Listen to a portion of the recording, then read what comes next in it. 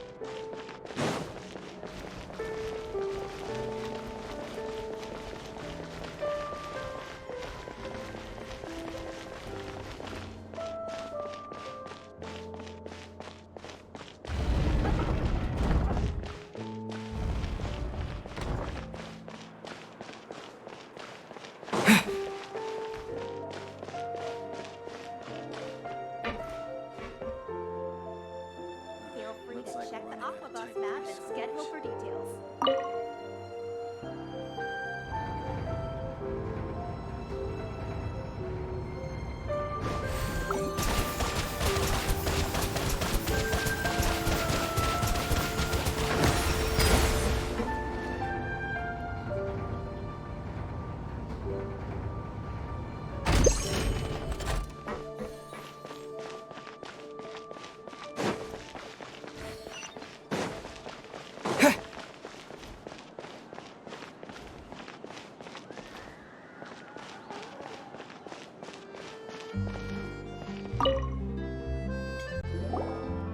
Hey, Thierry! It's me!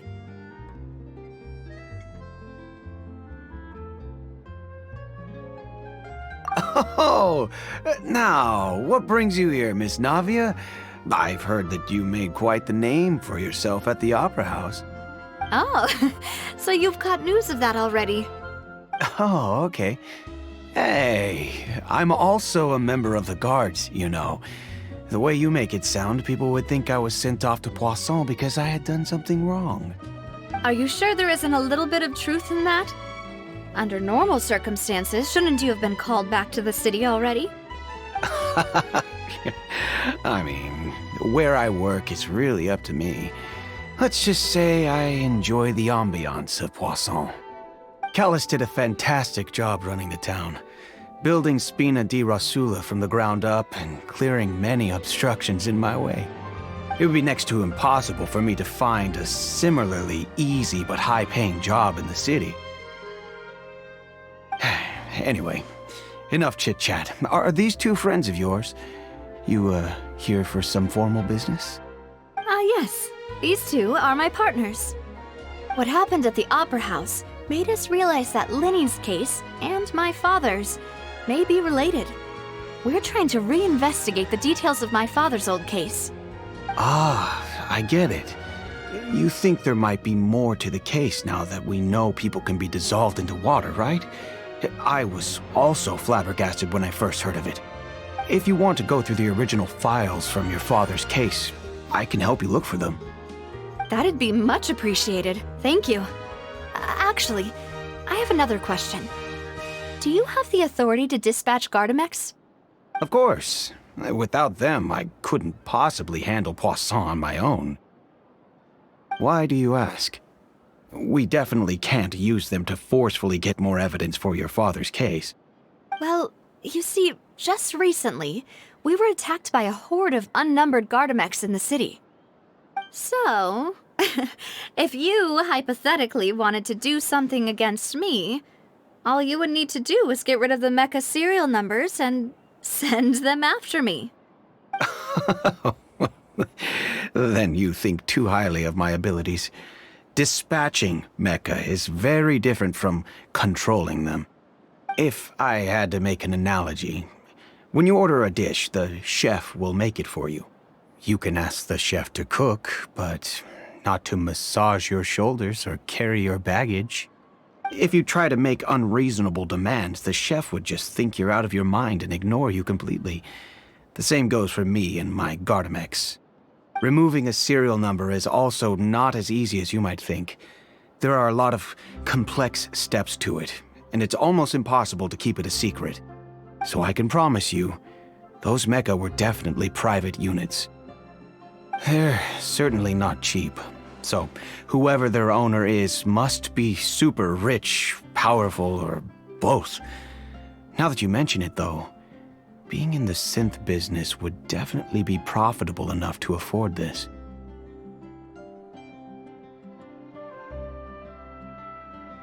Oh, then you're officially in the clear, Thierry. Oh, well, thank you for the vote of confidence, Navia. Jokes aside, I'd like to wish you all the best with your investigation. I'll be staying in the city for a little while, so just come find me if you need any support from the guards.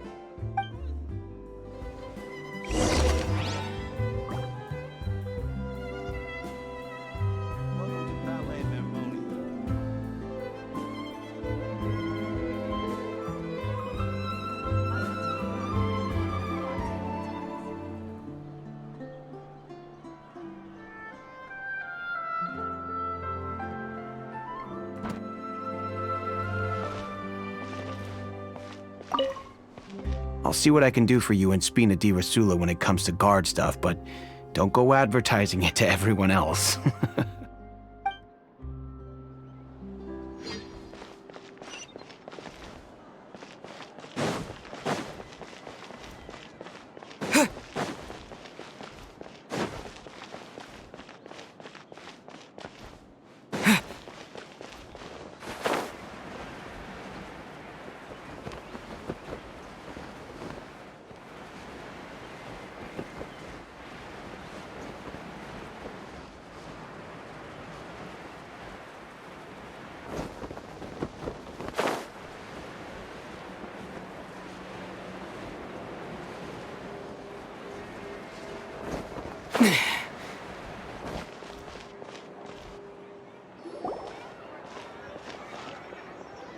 Hello, how may I help you?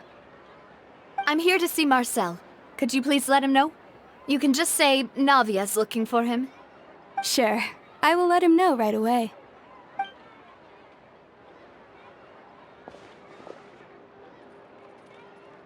Ah, Navia, hello.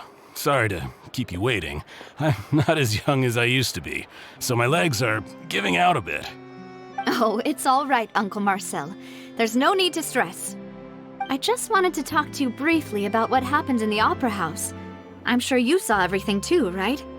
Yes, I've never seen anything so strange. Oh, you were at the Opera House too? That's right. I went there with Navia to see the magic show. Who knew it would turn into a whole murder mystery? I also witnessed your marvelous sleuthing work. Quite impressive. To beat the Hydro Archon at her own game on her own turf, I can already imagine everyone in Fontaine discussing your exploits over a few glasses of wine. Oh, Paimon doesn't want to become the talk of drunkards. Apologies. It's just how Fontaine is as a nation. Everyone loves drama and theatrics. Uncle Marcel, you've also noticed that other thing, right? The fact that humans can dissolve in water? Yes, I was reminded of your father's case right away. Is that what you're investigating now? Exactly. I still don't have much solid proof, but I can sense that the other side has already begun to act. Oh, and what makes you say that? We were attacked on Araneus by some unnumbered Gardamex. And there was also an attempt to get me to drink water from the primordial sea. If not for the vigilance of my partner, I probably wouldn't even be here talking to you right now. Oh, you're giving us too much credit. Wasn't it you who protected us? Alas, it seems things are heating up again. The peace that Callus sought so dearly will soon become a thing of the past. But rest assured, Navia, Poisson will always remain a safe haven for you. If you're scared, you can always return there. If anyone dares to lay their hands on you there, the Confrérie of Cabrières will use its funds to the last Mora to bring them to justice. Thank you, Uncle Marcel. But I don't intend to go into hiding. I'm going to strike while the iron's hot. Do you have any new thoughts on my father's case? About that. Sorry, my age is catching up with me, so it'll take me a while to recall my memory.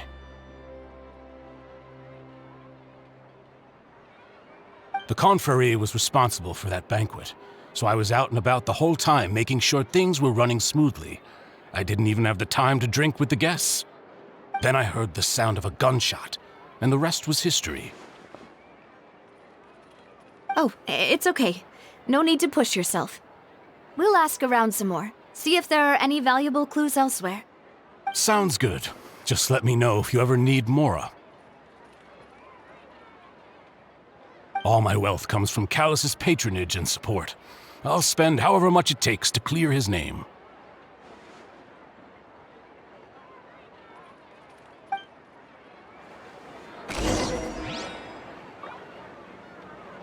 This can work. I'll just treat them as new samples. Alas, why do these kinds of things happen to the kindest people?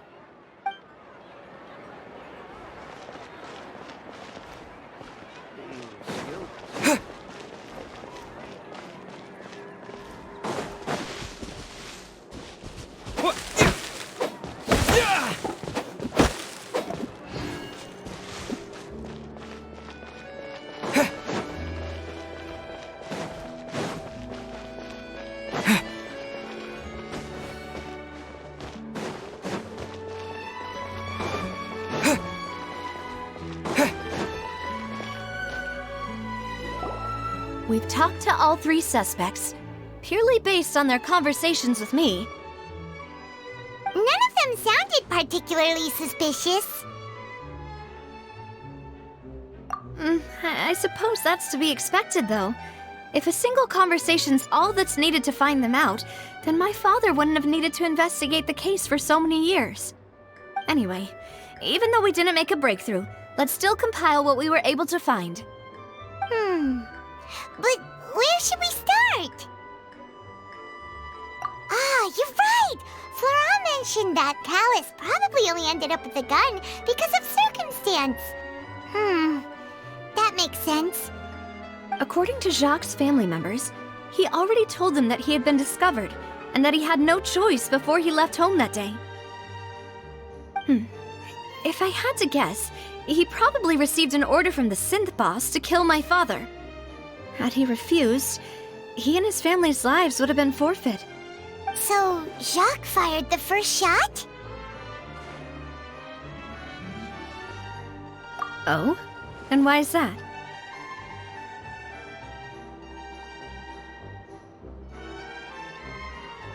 Oh, that's a good point. Jacques probably already knew that he was just being used as a tool for murder. And once he had completed his mission, he'd be of no more use to his boss. So, what would make more sense from his perspective would be to turn his back on the Order and seek protection from my father. Makes sense. But without evidence, that's still just a theory. Besides Jacques, the attack from the Gardamex has been bothering me quite a bit as well. It's obvious that our enemy has become more antsy after the secret of the primordial seawater was revealed. Do you think he knew, even then, that we'd follow this lead to the end? Given everything that's happened since, it's quite possible. But who among the 3 suspects would have the ability to control privately owned Gardamex?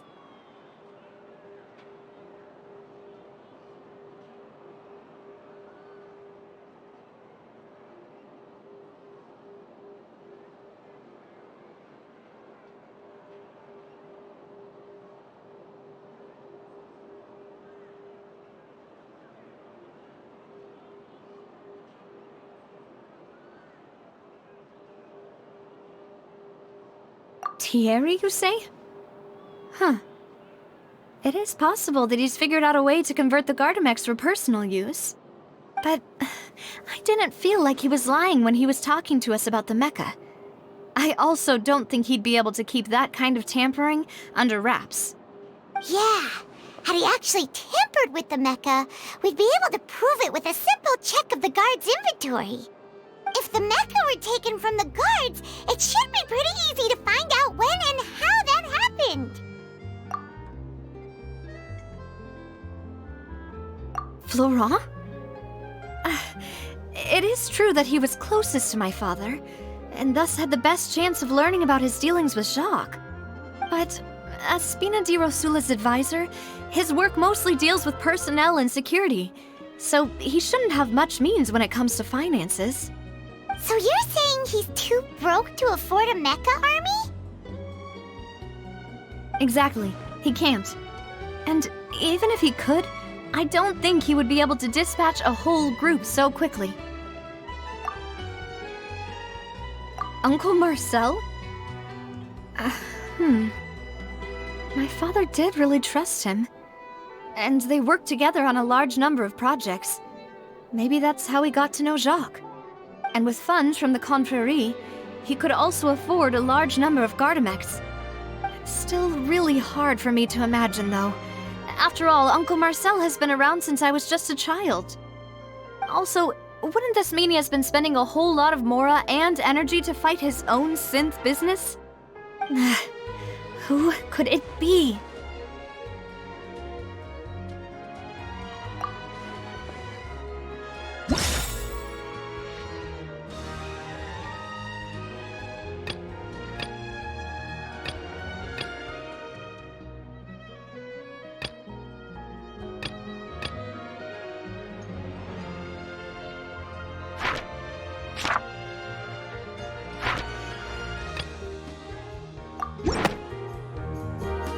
You know, if you think everything through, Uncle Marcel is indeed the most suspicious of them all.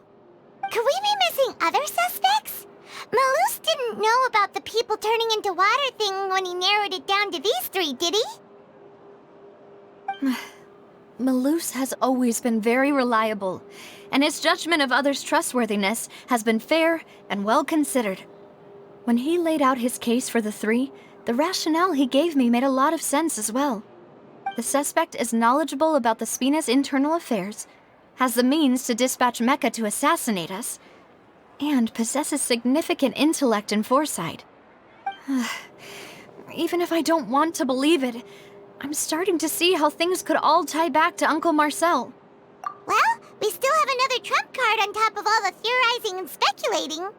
Yes, Malus did say that charging straight in there would be extremely risky, but we don't have any other options right now. We need far more solid proof before we can hope to go charging in on our enemy. Navia, here you are. Oh, I've been looking for you. Huh? Aren't you the guy from the guards? Did something happen? Yeah. News came from Irenaeus just after you left.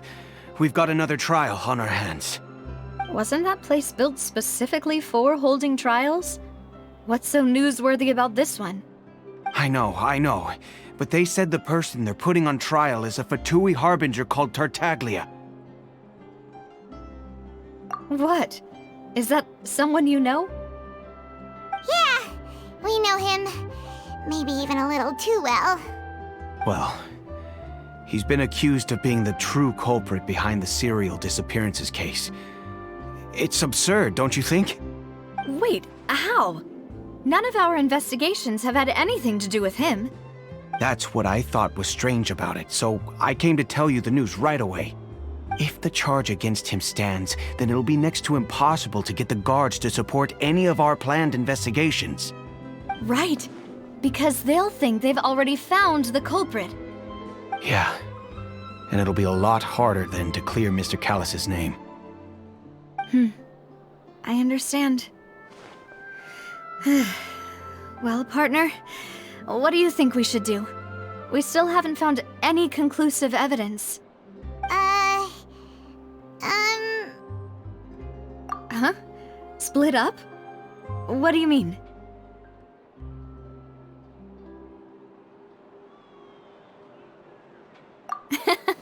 Just as expected of my partner. Since this is a trial about the serial disappearances case, the culprit's attention will be focused on Irenaeus, leaving his home base wide open. You're right. This is our best opportunity. All right then, let's do this. I'll stall them at the Opera House and charge Marcel as the true culprit. I won't have any chance of making that charge stick, though, unless we find more evidence. It'll be up to you to make it back in time and hand the decisive evidence to me. We'll help you, just like you helped us in Linny's trial. Demoiselle, please allow us to accompany you. I'm ready. Ah, Malou, Silver, when did you two get here? We heard that you'll be leaving Poisson and figured that you might require our assistance. It's our hope that your confidence will be bolstered with the two of us by your side. Thank you so much. Then, let's make haste for Irenaeus. Paimon, Traveler, I'll see you at the Opera House. See you then!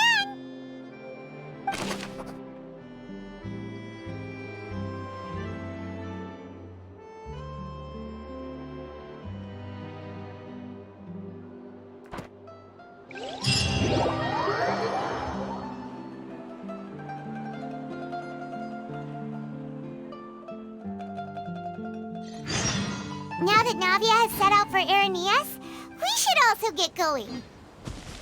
The location has already been marked on the map, so let's head over.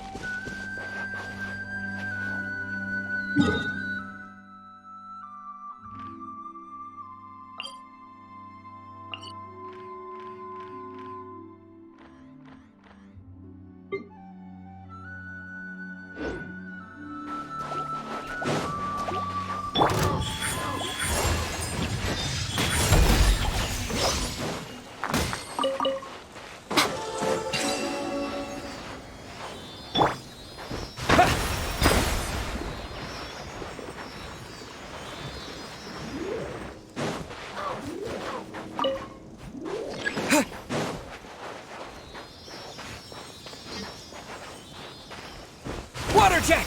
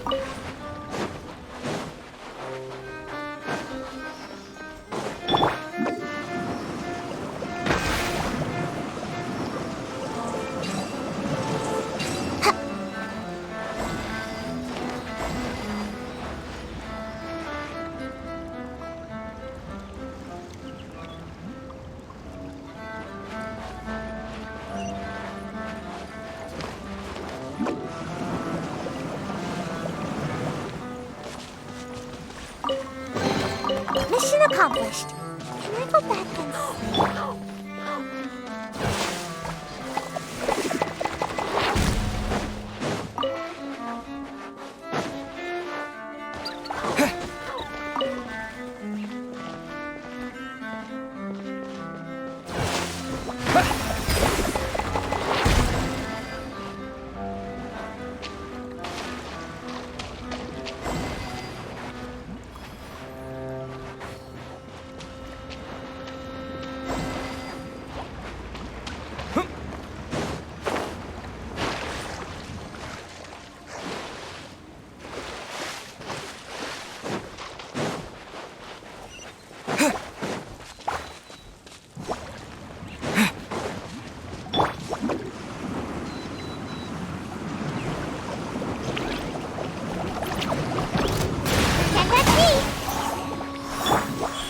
Right here. Emerge.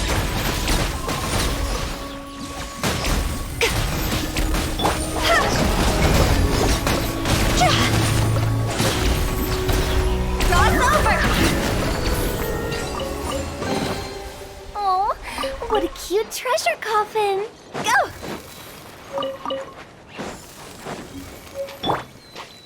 Water jet!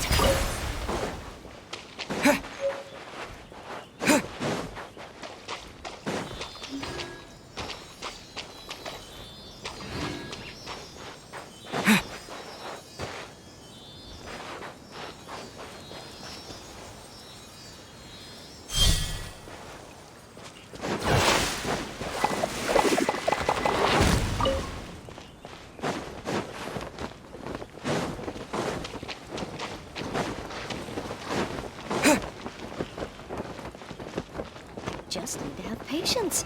Oh, come on. Stay strong.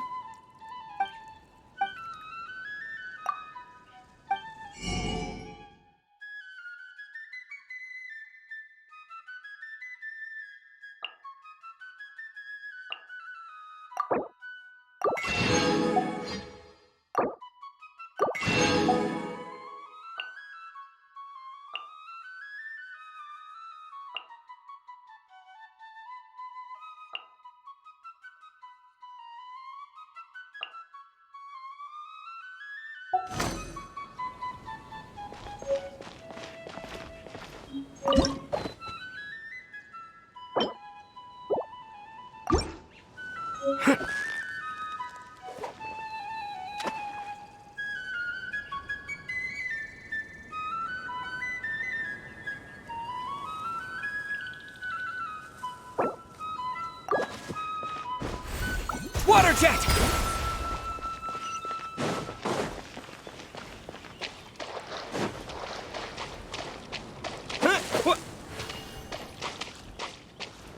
Water jet!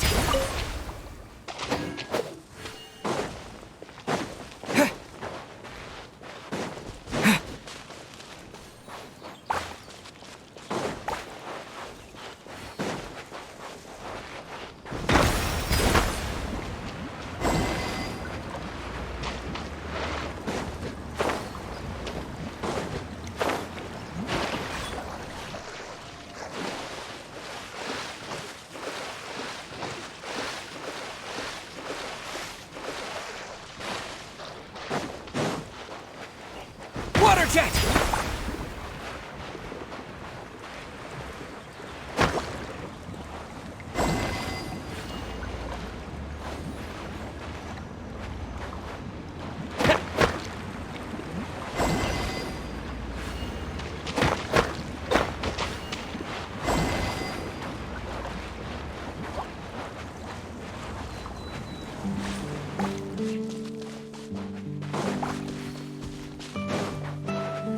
Go!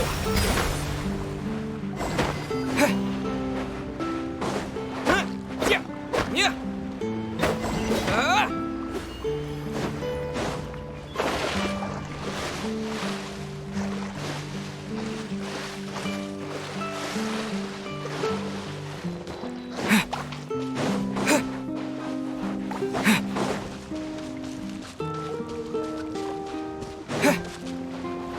Water jet!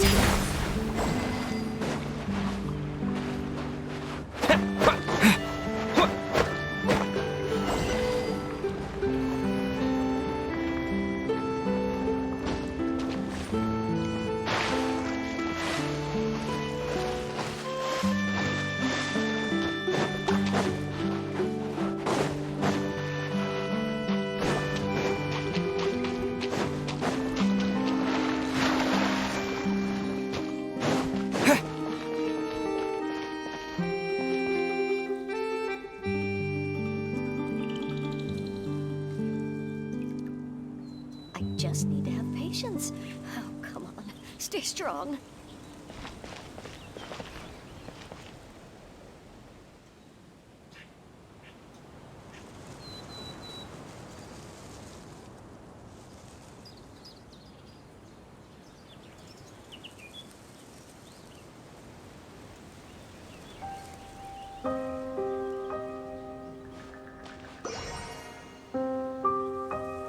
Just need to have patience. Oh, come on. Stay strong.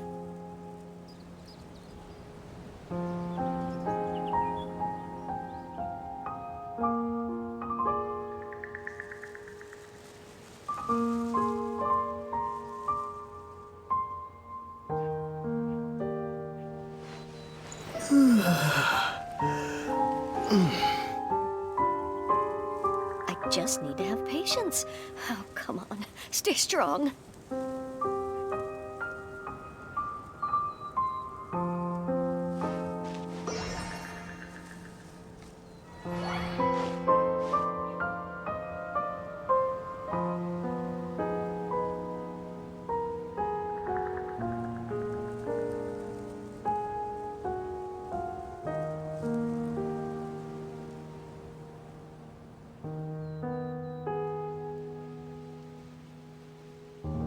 Just need to have patience. Oh, come on. Stay strong.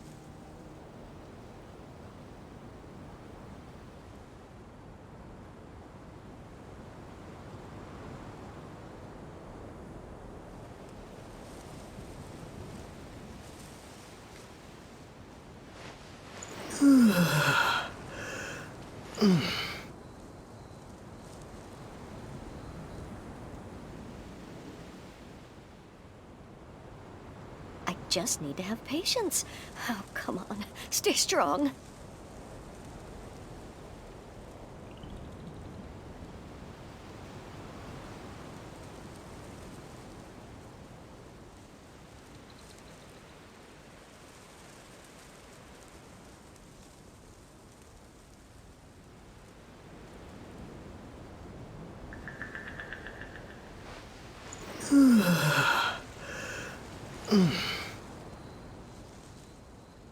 I just need to have patience.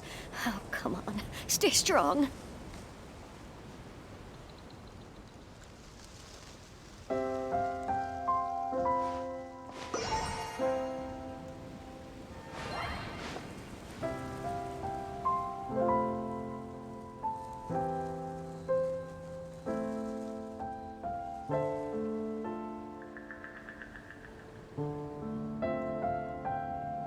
Just need to have patience.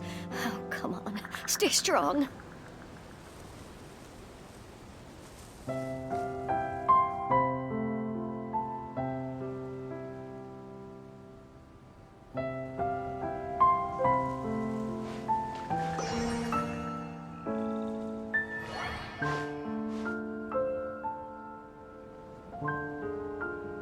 I just need to have patience. Oh, come on. Stay strong.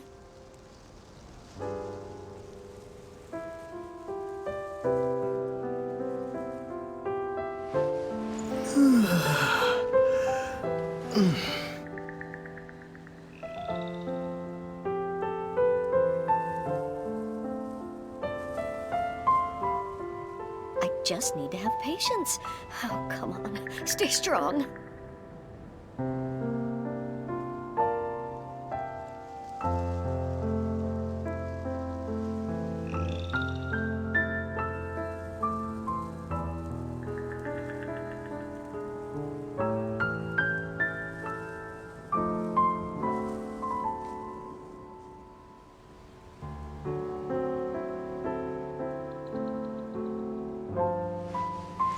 Just need to have patience. Oh, come on. Stay strong.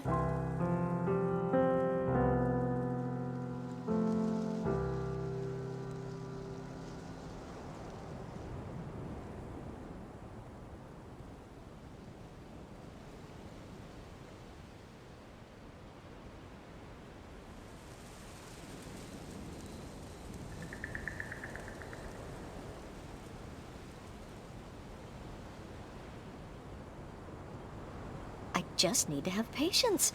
Oh, come on. Stay strong.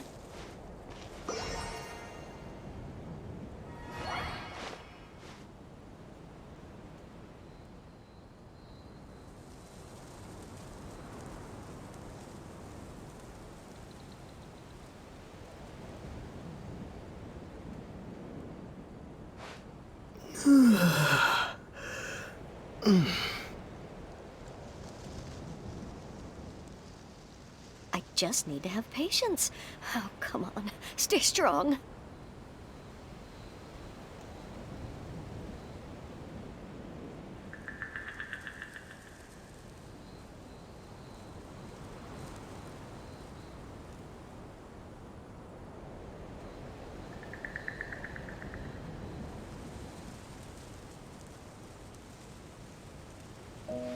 I just need to have patience. Oh, come on. Stay strong.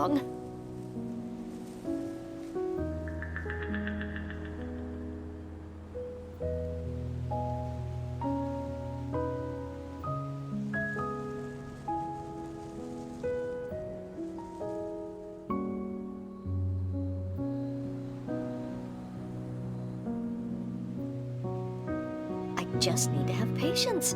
Oh, come on. Stay strong.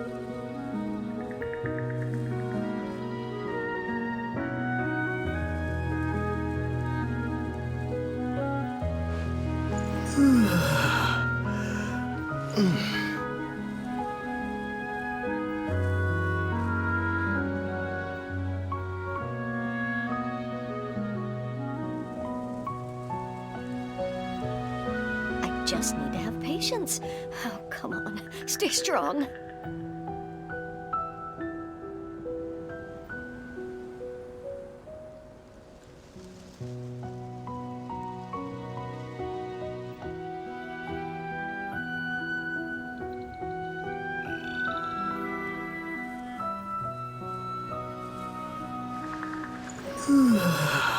I just need to have patience. Oh, come on. Stay strong.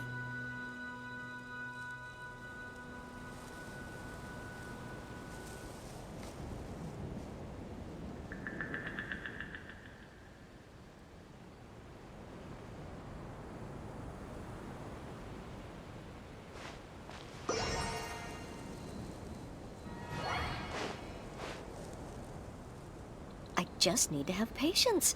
Oh, come on. Stay strong.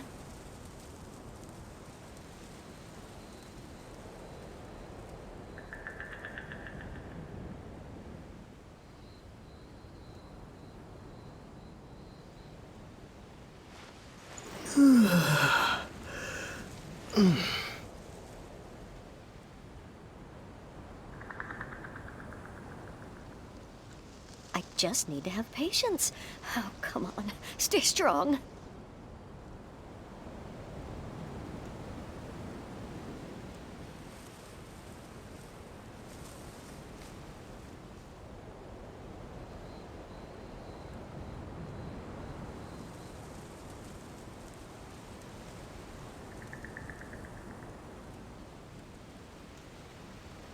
I just need to have patience.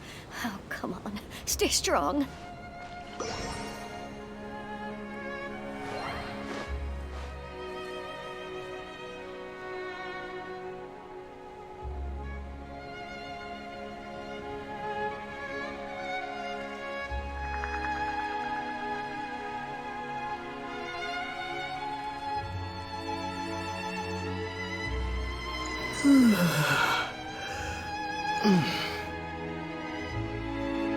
I just need to have patience. Oh, come on. Stay strong.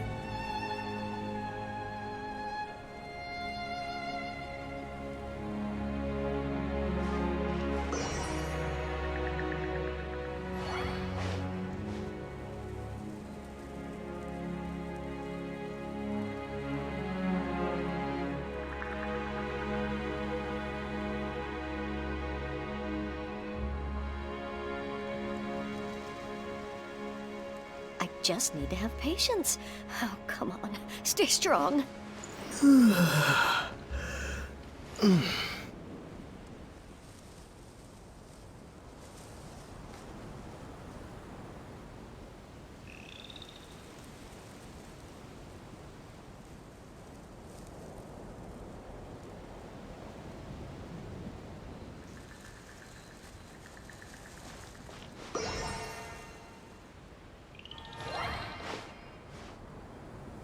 just need to have patience.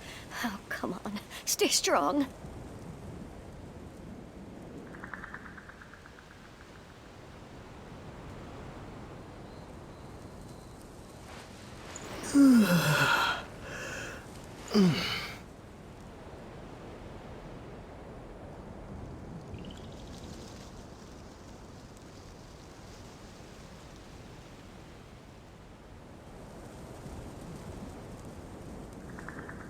I just need to have patience. Oh, come on. Stay strong.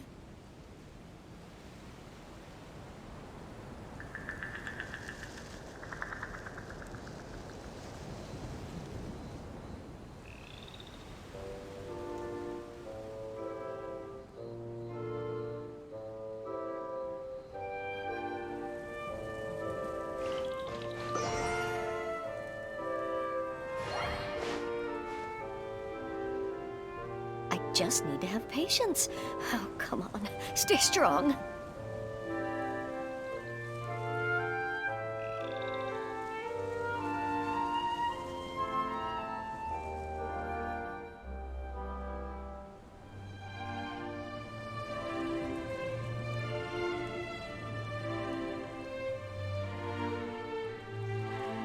I just need to have patience. Oh, come on. Stay strong.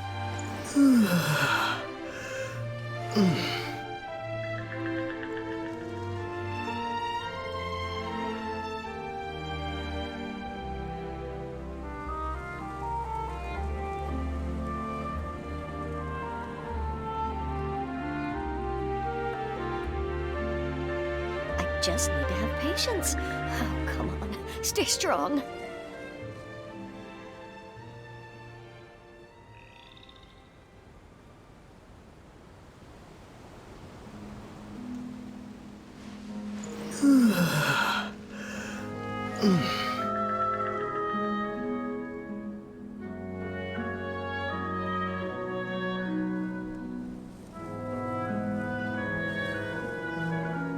I just need to have patience. Oh, come on. Stay strong.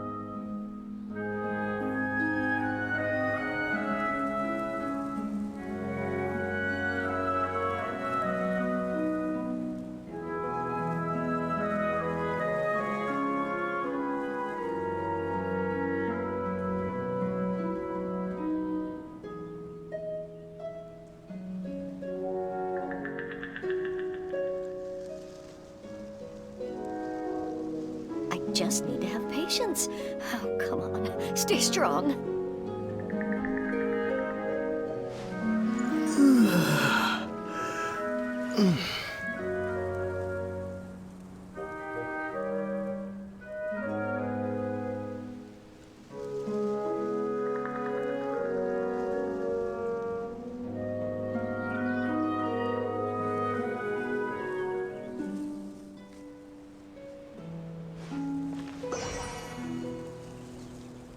I just need to have patience.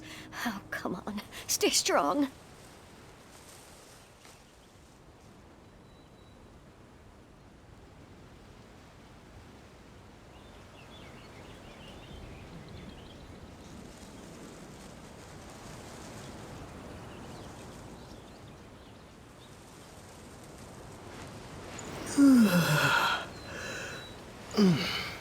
I just need to have patience.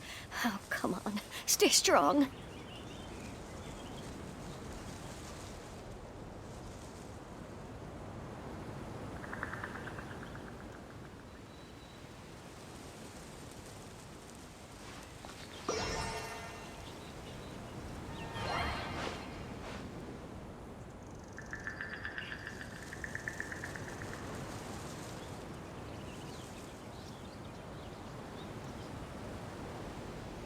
I just need to have patience. Oh, come on. Stay strong.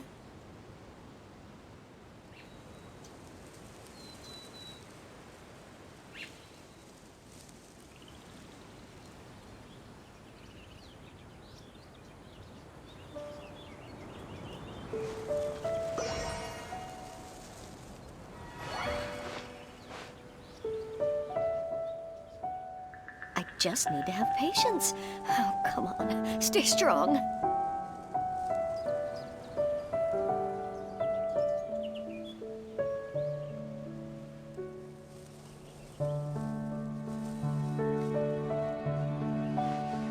I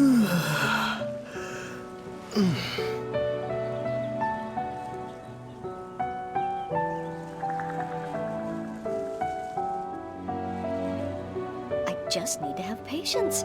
Oh, come on. Stay strong.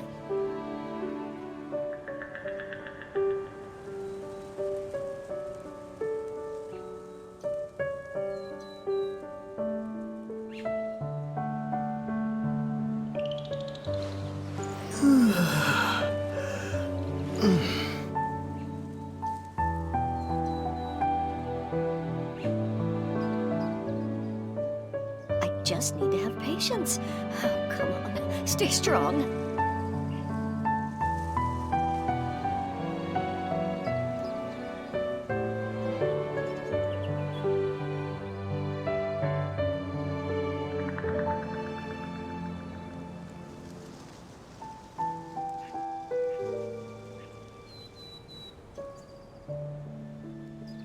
I just need to have patience.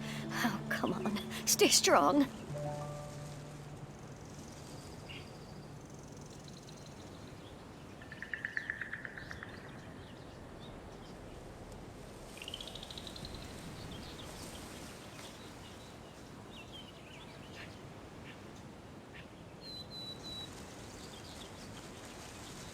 I just need to have patience. Oh, come on. Stay strong.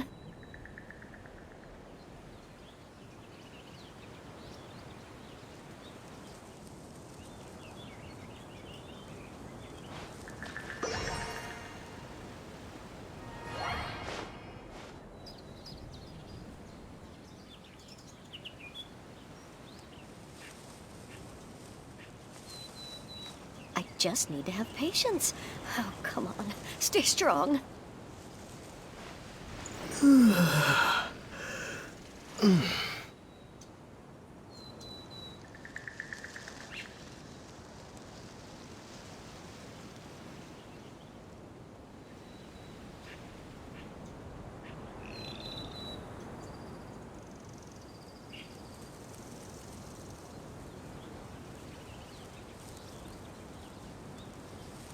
I just need to have patience. Oh, come on. Stay strong.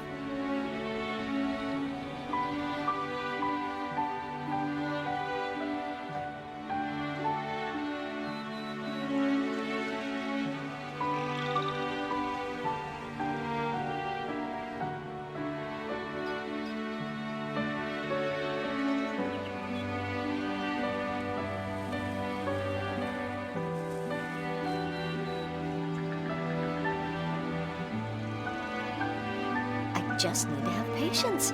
Oh, come on. Stay strong.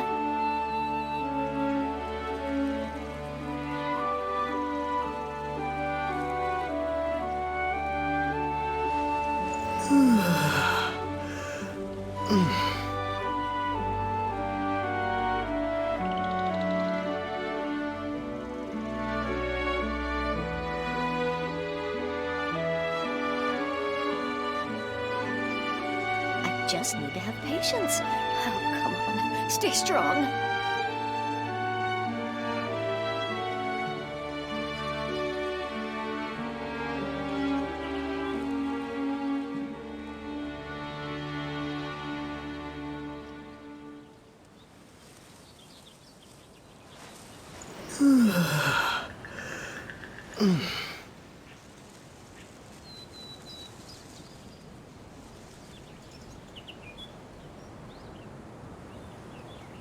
I just need to have patience. Oh, come on. Stay strong.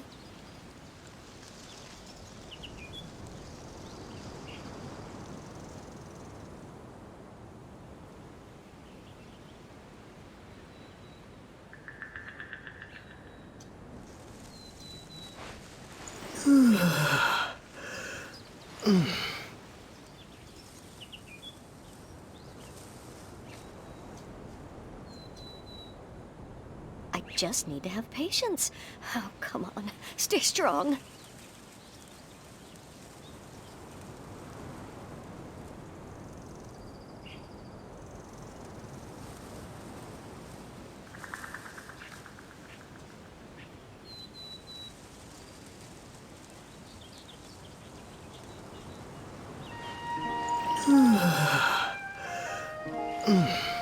just need to have patience. Oh, come on. Stay strong.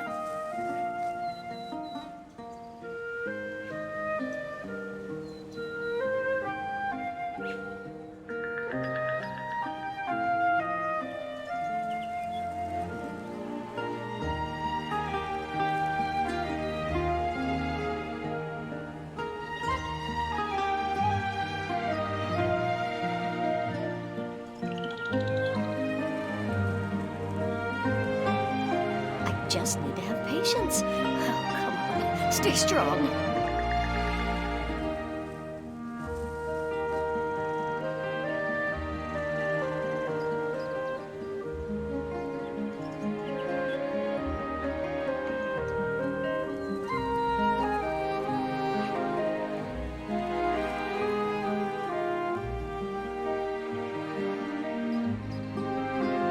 I just need to have patience. Stay strong.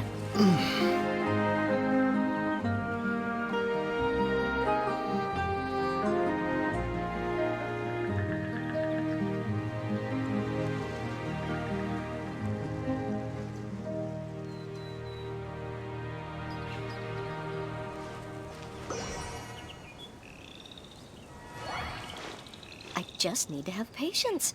Oh, come on. Stay strong.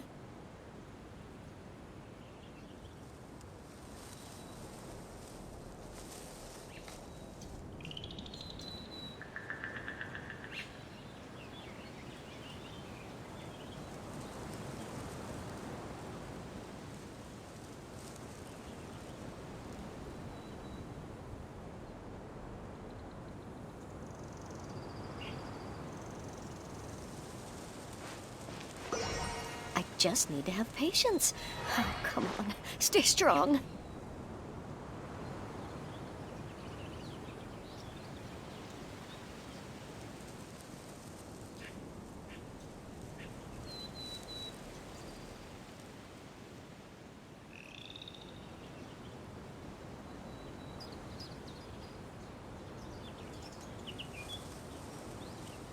I just need to have patience. Oh, come on. Stay strong.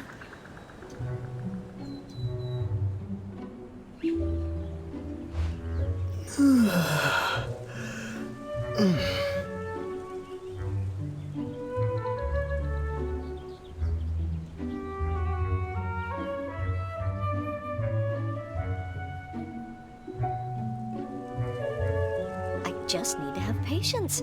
Oh, come on. Stay strong.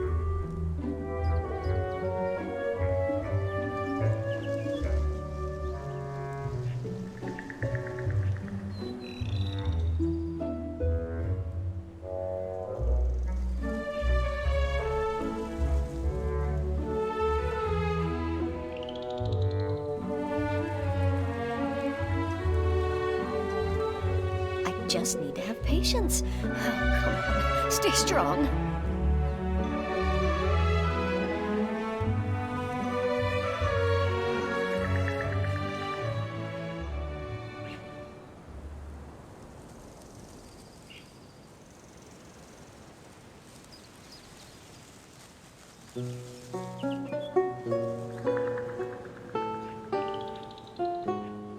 I just need to have patience. Oh, come on. Stay strong.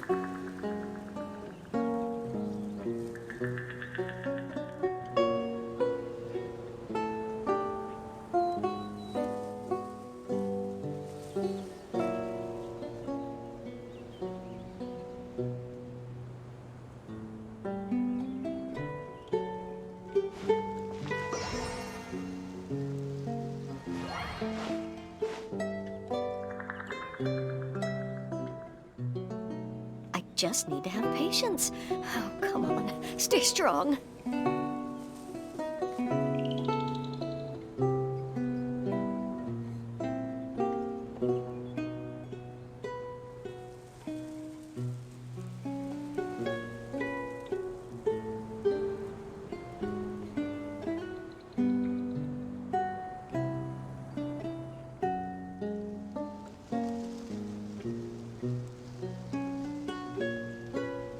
I I just need to have patience. Oh, come on. Stay strong.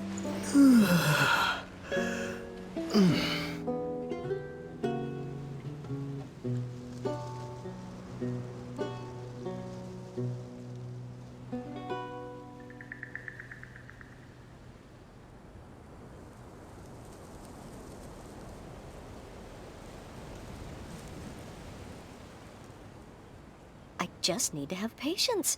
Oh, come on. Stay strong.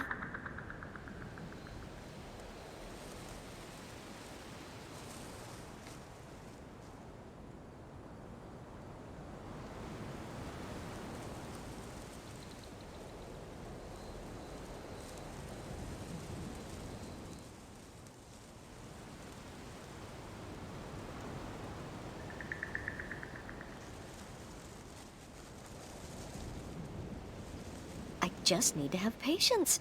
Oh, come on. Stay strong.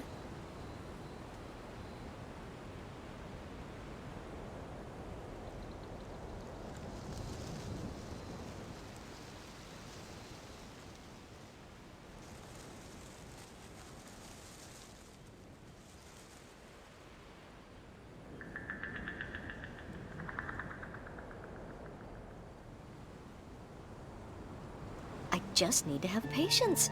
Oh, come on. Stay strong.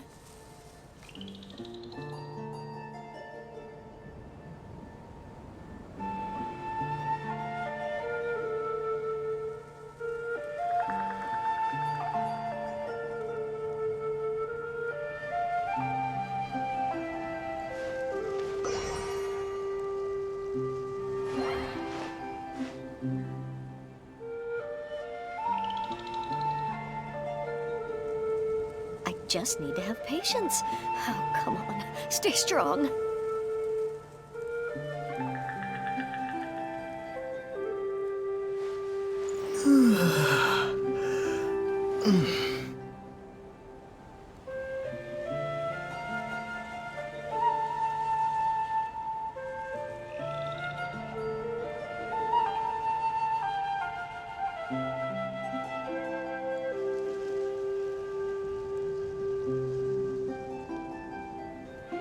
I just need to have patience. Oh, come on. Stay strong.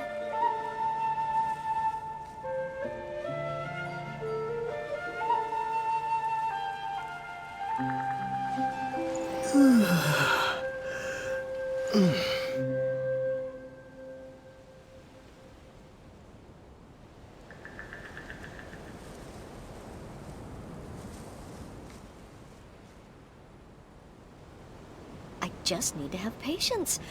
Oh, come on. Stay strong.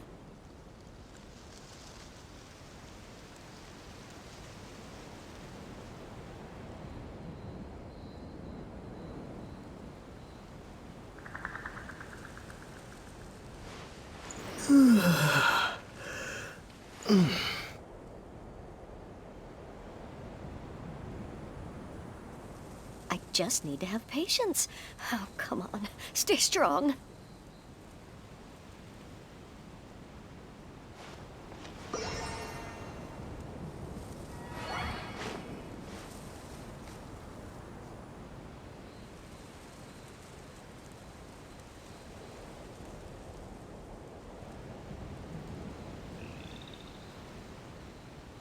I just need to have patience. Oh, come on. Stay strong.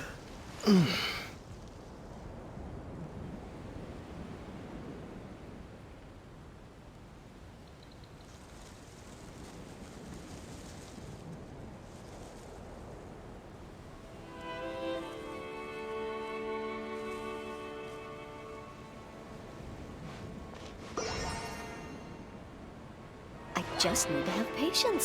Oh, come on. Stay strong.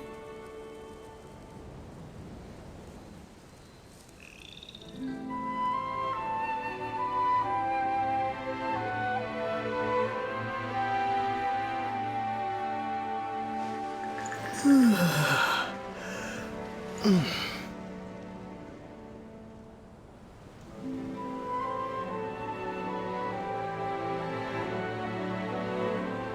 just need to have patience.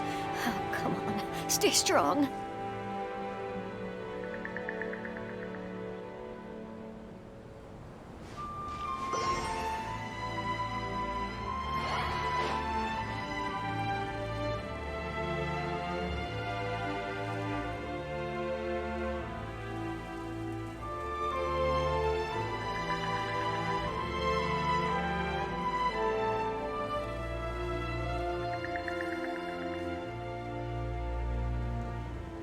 just need to have patience.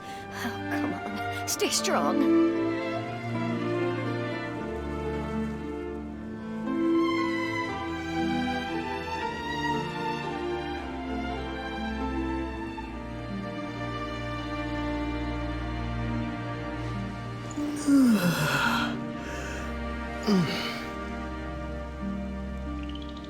I just need to have patience. Oh, come on. Stay strong.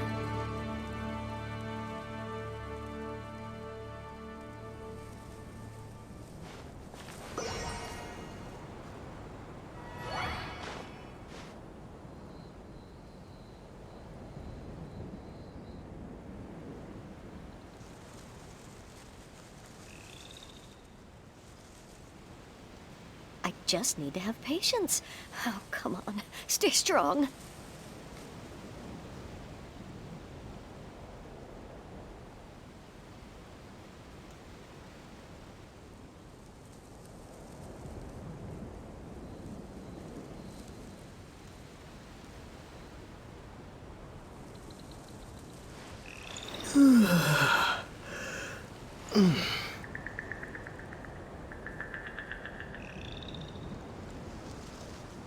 I just need to have patience. Oh, come on. Stay strong.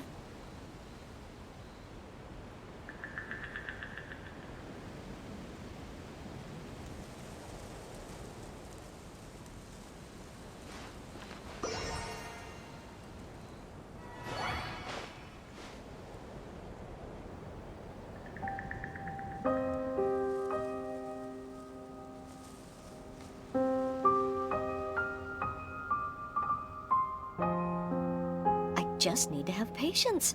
Oh, come on. Stay strong.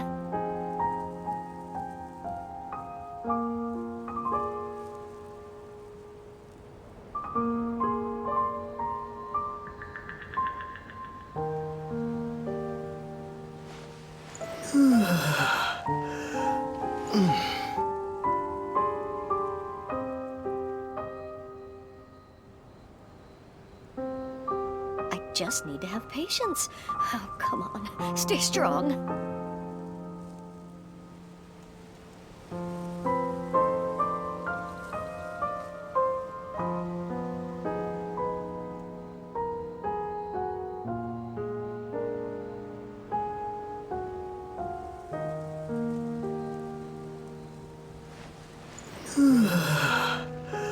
I just need to have patience.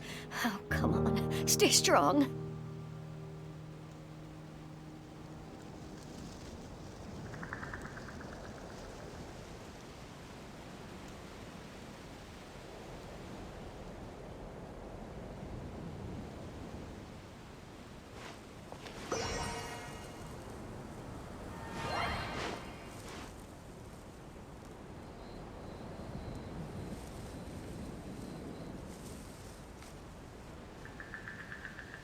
I just need to have patience. Oh, come on. Stay strong.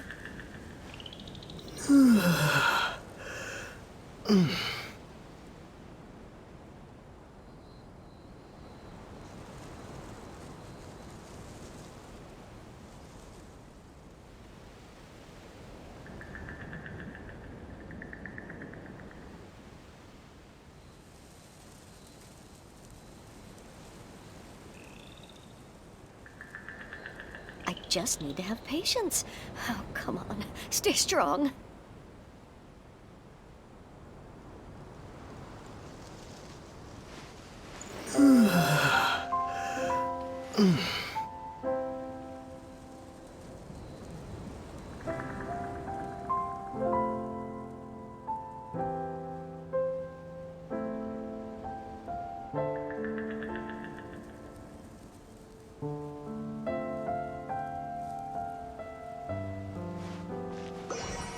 I just need to have patience.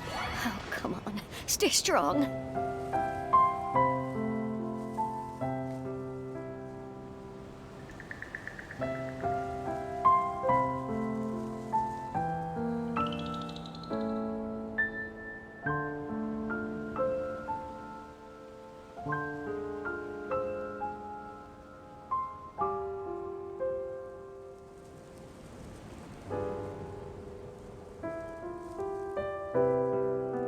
just need to have patience. Oh, come on. Stay strong.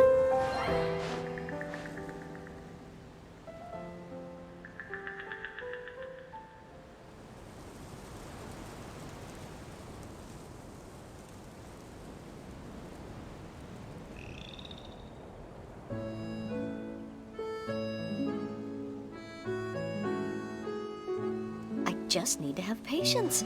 Oh, come on. Stay strong.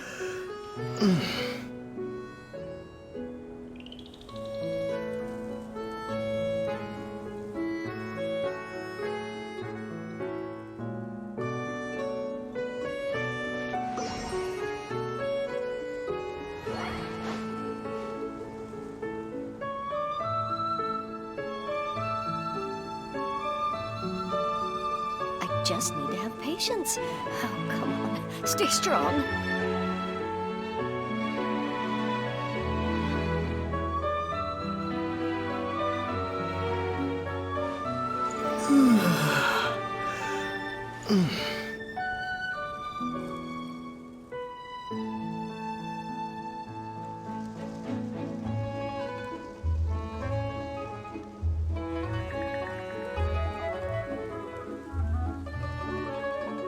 I just need to have patience. Oh, come on. Stay strong.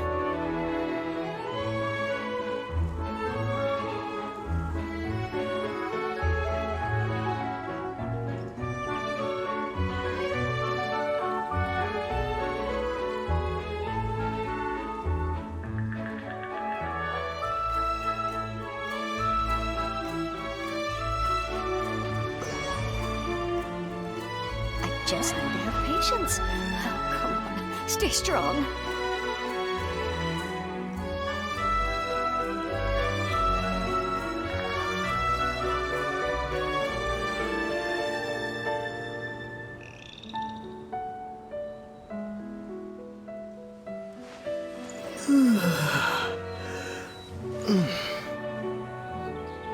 I just need to have patience. Oh, come on. Stay strong.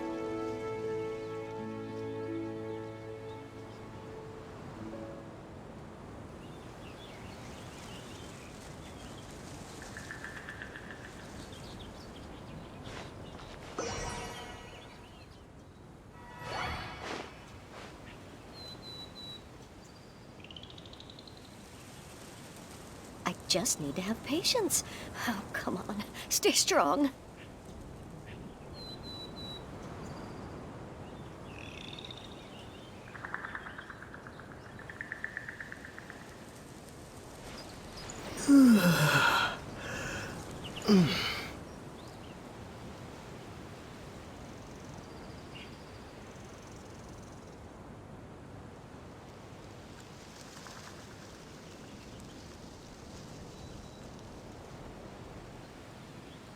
I just need to have patience.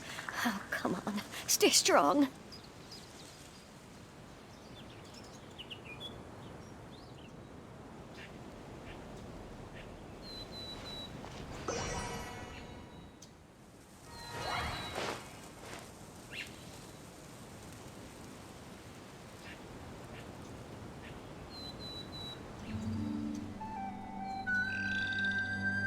I just need to have patience. Oh, come on. Stay strong.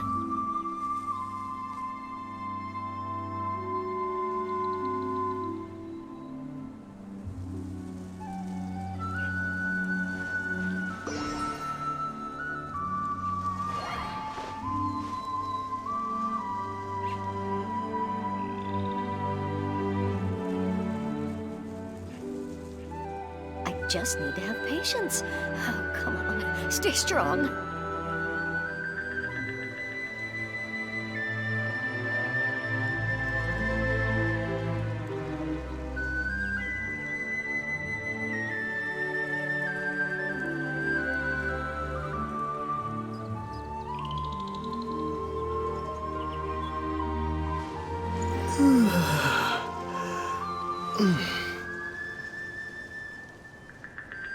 I just need to have patience. Oh, come on. Stay strong.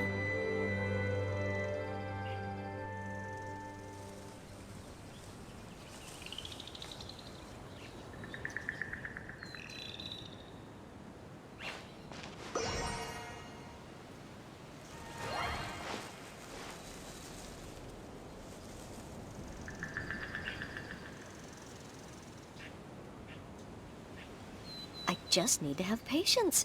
Oh, come on. Stay strong.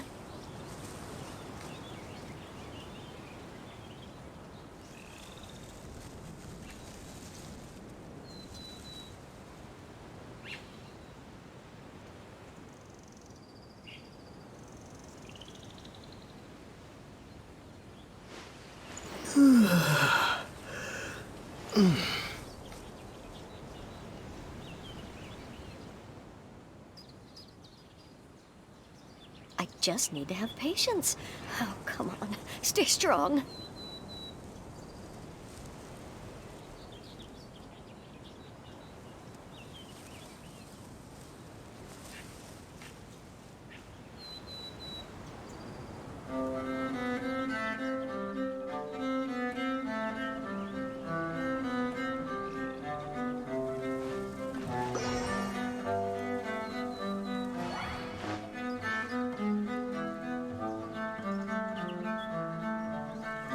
Just need to have patience.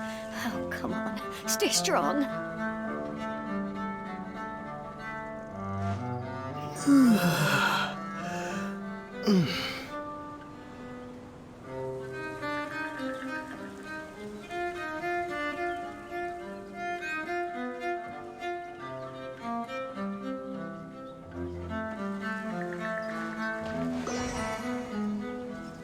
I just need to have patience. Oh, come on. Stay strong.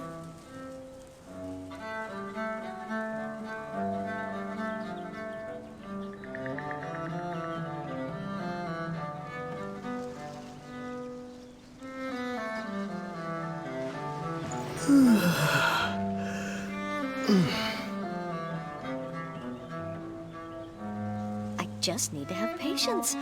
Oh, come on. Stay strong.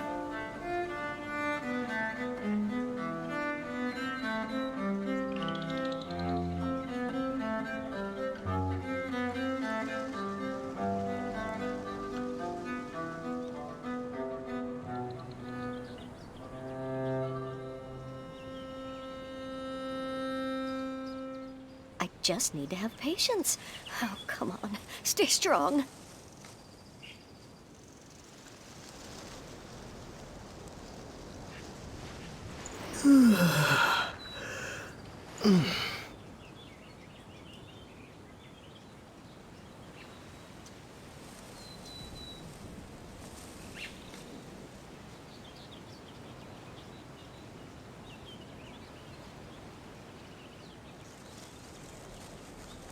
I just need to have patience.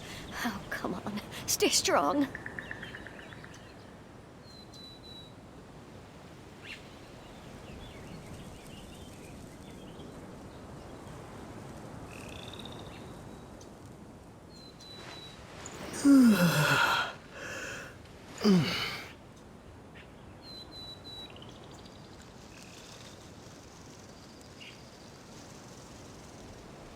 I just need to have patience.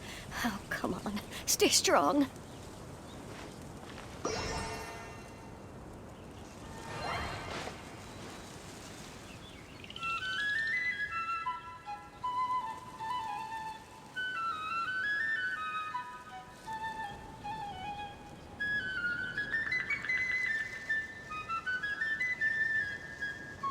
I just need to have patience.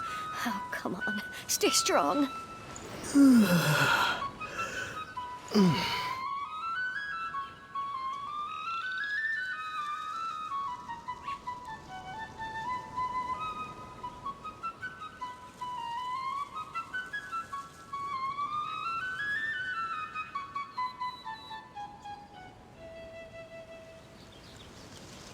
I just need to have patience.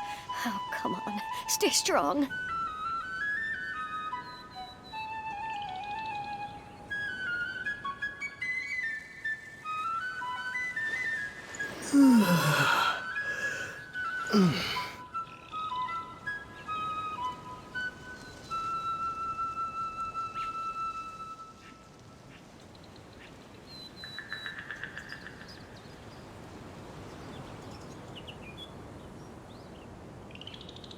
I just need to have patience. Oh, come on. Stay strong.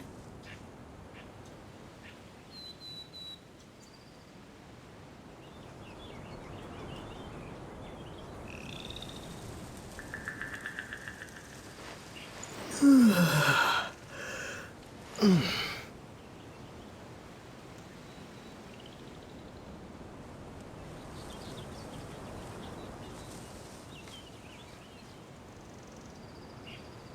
just need to have patience. Oh, come on. Stay strong.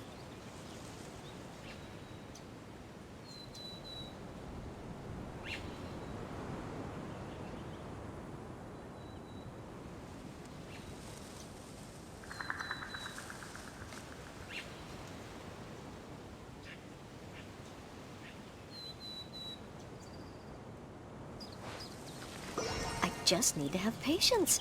Oh, come on. Stay strong.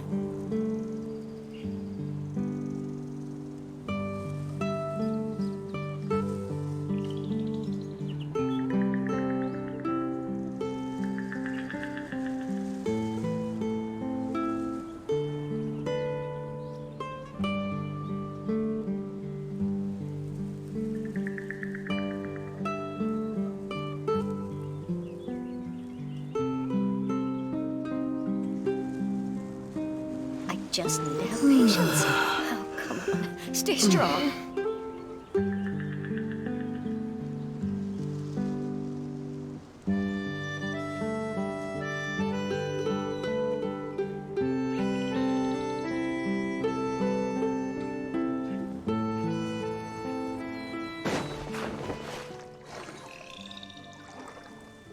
I just need to have patience.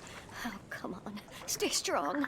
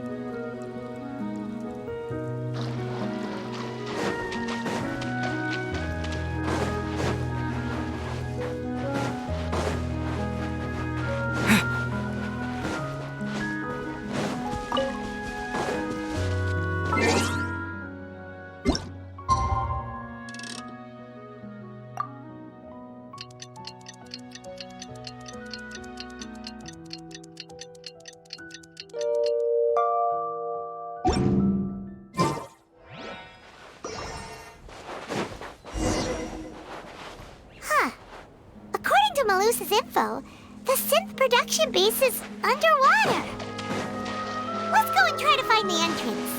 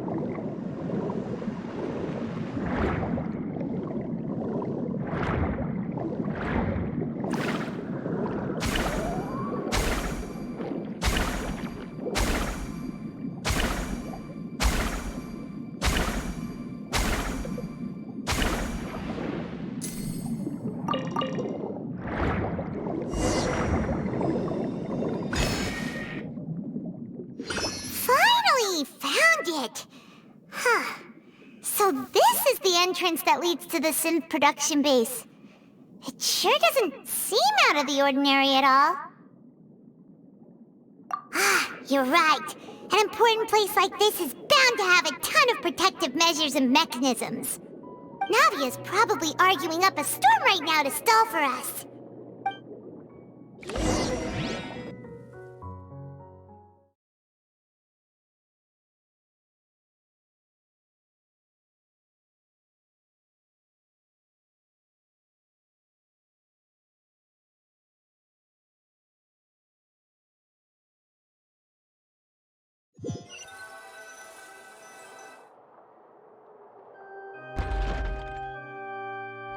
It would appear that I must repeat my question again, Mr. Tartaglia.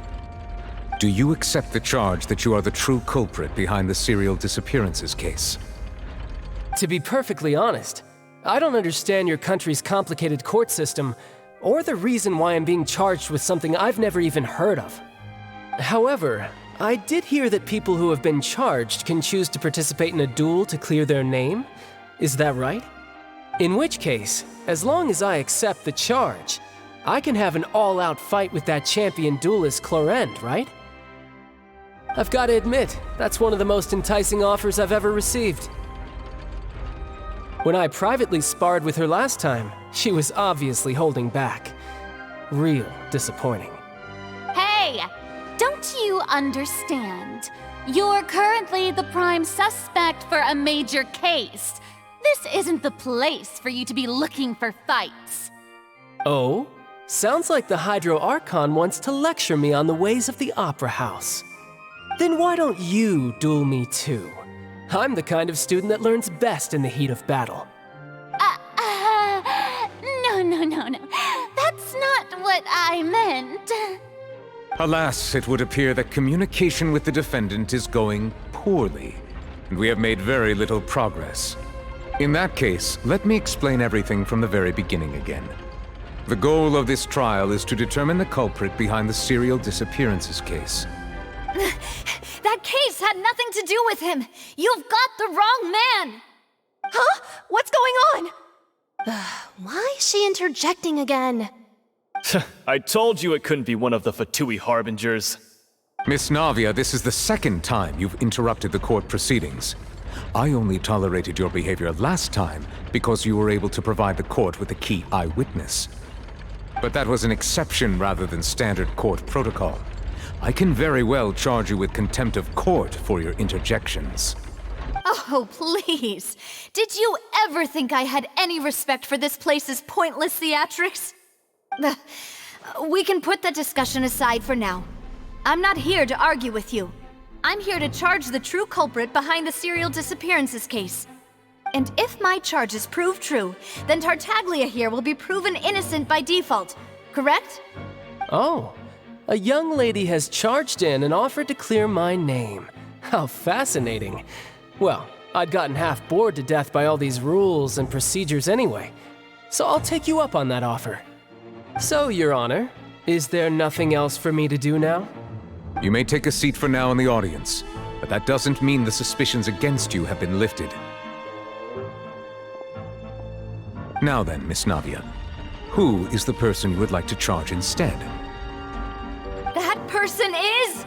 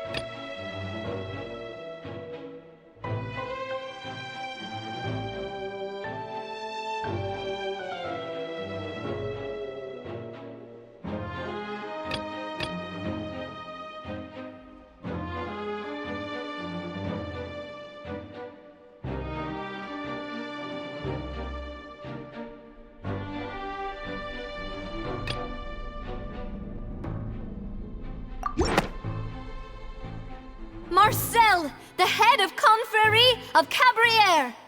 Huh? What confrérie? Never heard of them in my life. I've heard of them, but weren't they Spina di Rosula's sister organization? Oh, is this going to be a friends to enemies type situation?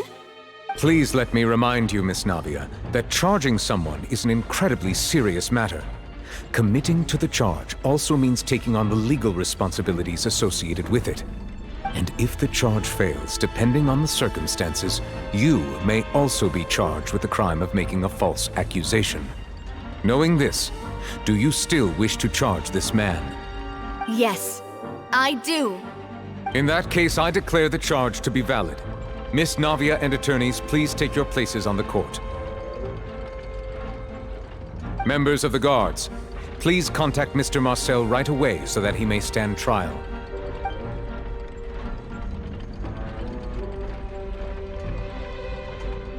Mr. Marcel, you will not require an attorney. Is that correct? Apologies. It all just happened so quickly. I still haven't figured out what's going on. I think an attorney won't be necessary.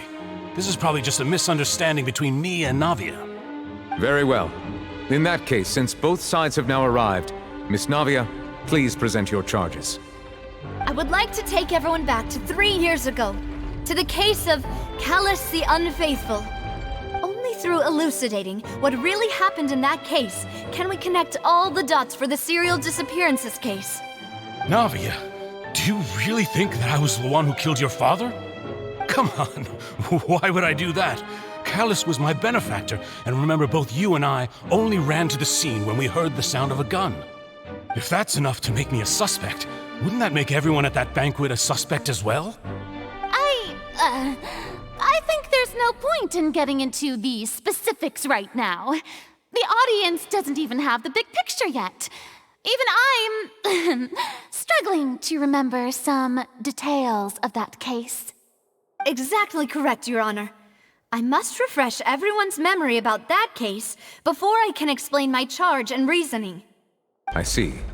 In which case, I will recount the findings about that case as originally recorded by Maison Gardiennage.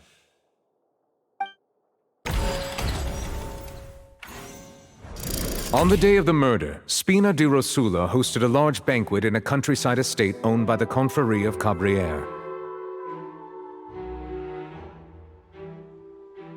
During the banquet, all attending guests heard 2 gunshots from the courtyard. When the guests arrived at the scene, they found the primary suspect, Callus, holding a gun, while his acquaintance, Jacques, lay dead from a gun. The guards' investigation did not recover any other firearms from the scene. As a result, they concluded that the suspect did not dispute this conclusion, and also declined to defend himself in court. Instead, Callus was defeated by champion duelist Clarande in the ensuing duel, and soon succumbed to the injuries.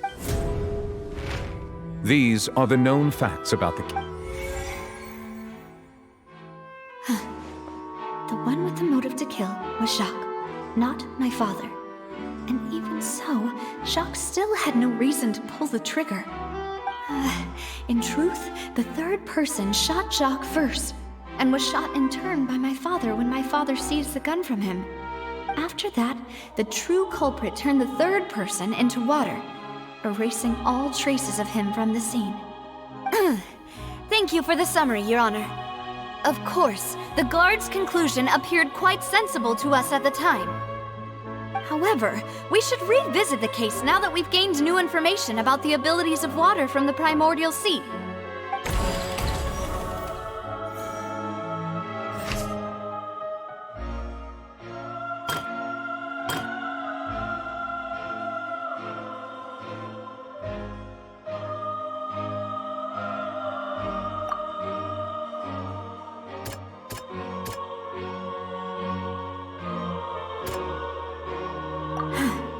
Something's not...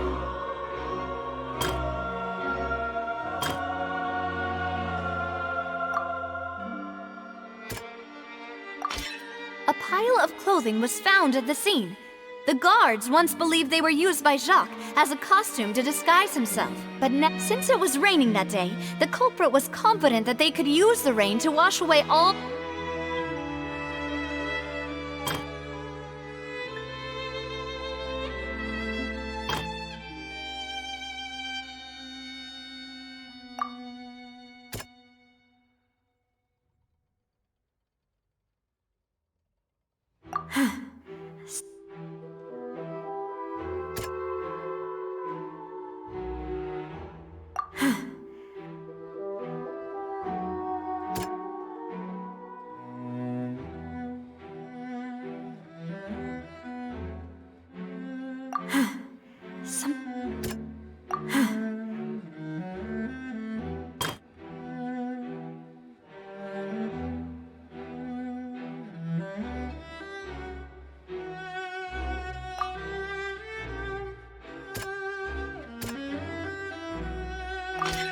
The testimony of the victim's family confirms that Jacques had thoughts of assassinating Callus when he... However, in the end, he reconsidered. Unfortunately for Jacques, the true culprit had...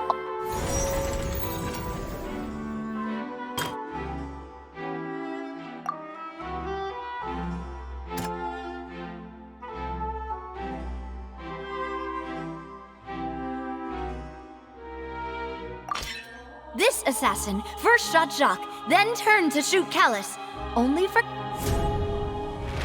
Realizing this, the true culprit caused the hired assassin to dissolve into water. leading everyone to believe Callus was responsible for Jacques' murder. This is the true version of events.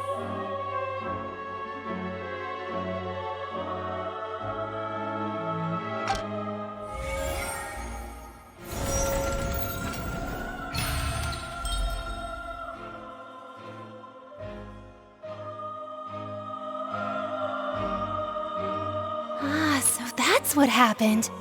Wait, you're telling me something as dangerous as water from the primordial sea has been used for all these years? What a great theory. It also explains Callus's and Jacques' respective motives. I guess they didn't shoot each other after all. Mr. Marcel, you are the one being charged with the crime. You should provide a rebuttal if you wish to prove your innocence. Ah, but I think I agree with everything Navia just said. In fact, there was nothing in her speech that directly implicated me. Then, may I ask some questions? In my opinion, we primarily need to determine two things. One, do you have the evidence to back up your claims? I'm afraid not. At least not at this very moment. Boo! If you don't have any evidence, you should just go home! I may not have the evidence with me, but I know where I could go to collect it. If we look up the deserted clothes against a record of people who went missing around the same time, we should be able to find a match. Considering the serial disappearances case, the guards probably kept careful records of all missing persons from around that time, regardless of age or gender. That makes sense to me. Monsieur Neuvillette, I would consider this to be a reasonable investigative direction. Why do I feel like Farina's acting a little differently today? Maybe she's scared of embarrassing herself again? Alternatively, she's become more diligent after charging an innocent citizen in the last trial. My second question has to do with the ensuing duel. If the truth is indeed as you described, then why didn't Mr. Callus explain himself in court? If he had testified that a person had been dissolved, he could have at least mounted a defense. I've thought about this too, and the answer is actually pretty simple. He felt there were things that were more important to him. The dissolving power of water from the primordial sea is an important secret for the true culprit of the serial disappearances case. My father could have exposed it for all to see, but he chose to take it to the grave. At that time, Spina di Rosula was in dire straits, and his reputation had already been shattered. He had no guarantee that going forward with the truth would allow the culprit to be brought to justice. What was certain, however, was that it would paint a gigantic target on my back. Boss once told me that Demoiselle had already been selected as the next target of the serial disappearances case. What? If the secret had gotten out, the culprit would have fought an all-out war with Espina right there and then. I wouldn't have been the only one in danger. All of us would have stood to lose our lives.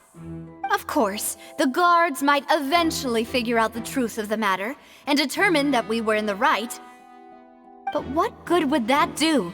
How can a hollow verdict protect anyone? Had this opera house ever given my father any kind of confidence in its brand of justice, Spina di Rosula would have had no reason to exist. But by staying silent, we retained the ability to deter our opponents and continue the stalemate. I was able to become Spina di Rosula's president, which made me harder to target, as well as giving me more time to grow and learn. And once I have figured out the truth and stepped up to the challenge, I will do what this opera house cannot, and restore my father's truth and honor back to him. So, you mean to say, your father intended to die in the duelist's ring? That's right. Do you have any proof? Of course. All you need is to ask his opponent, Clarand. I don't need your apology, your guilt, or your support from the shadows. You don't have to do anything for my sake. But since he entrusted his will to you, Clarand, you should tell us the truth about his sacrifice. So, during the duel, did you believe that Callus was intending to die? Yes, I did.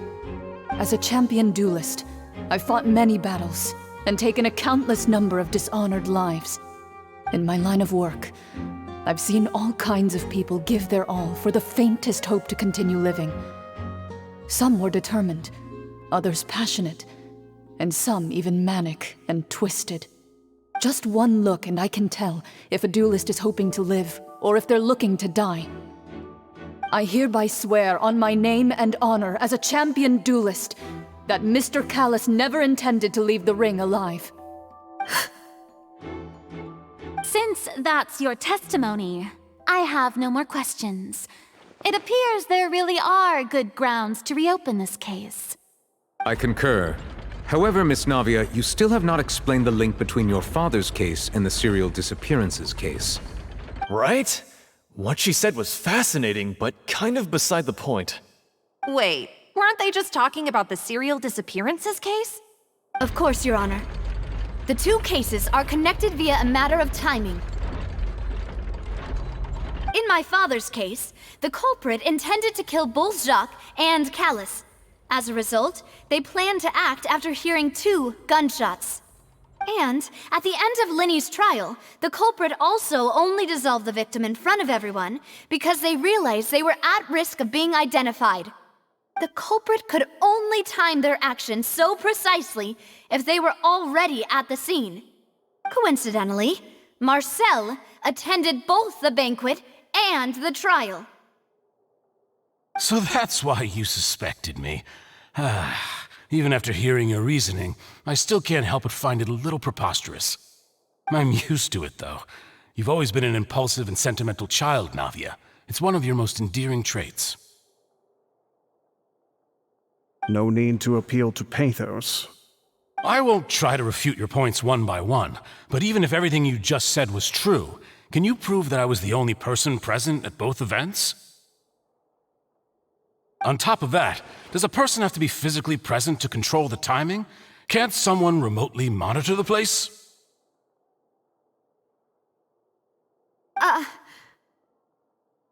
Know what she can say to that. I know that even with that, you might still think you can reduce the list of suspects with some further investigations until I'm the only one left on the list. Alas, who won't feel at least a little hurt by an accusation of murder from a girl you see as your own daughter? But if I were to dismiss this completely, you'd also think I'm not being considerate of your feelings.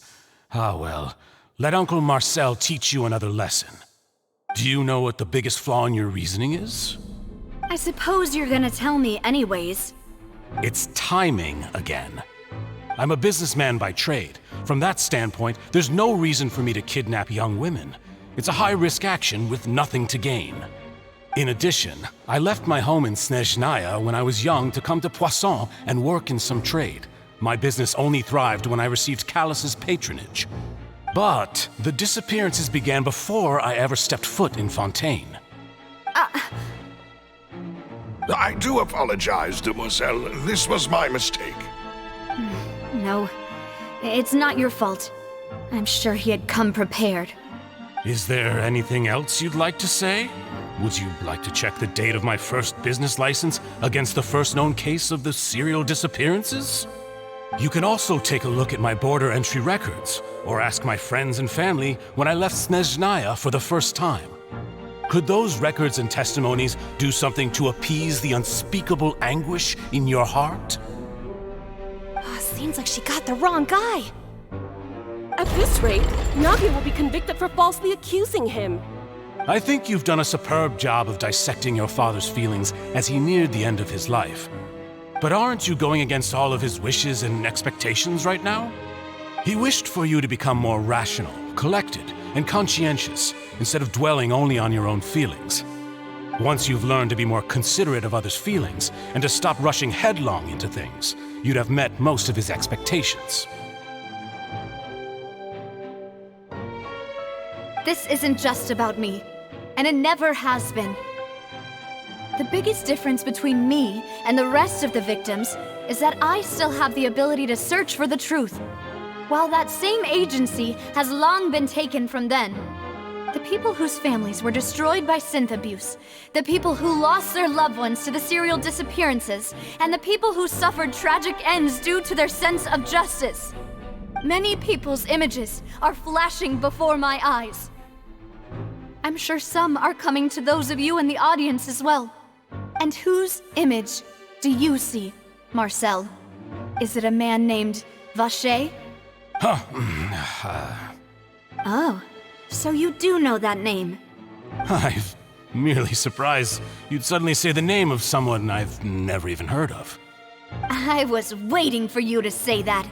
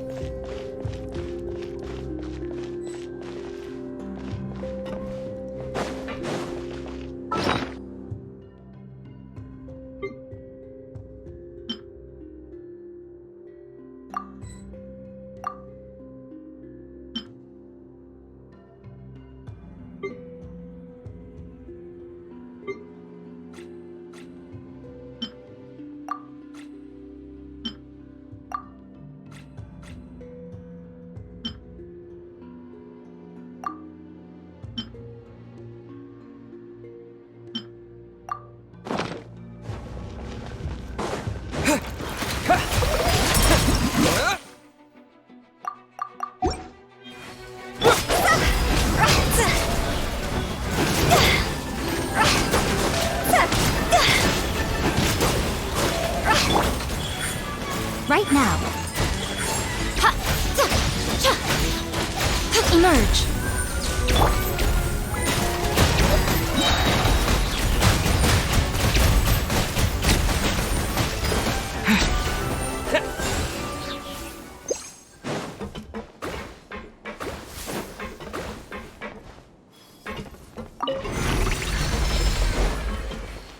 Whoa!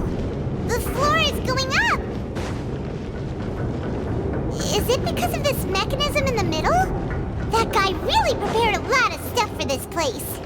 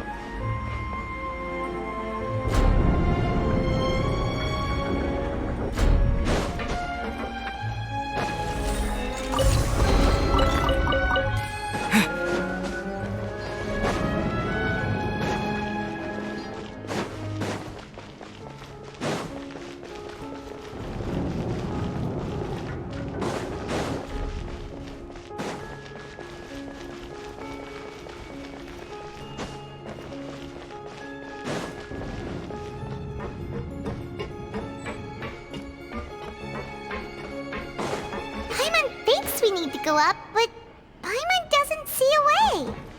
Let's take a look around. Maybe we'll find a hidden mechanism that'll show us the way up.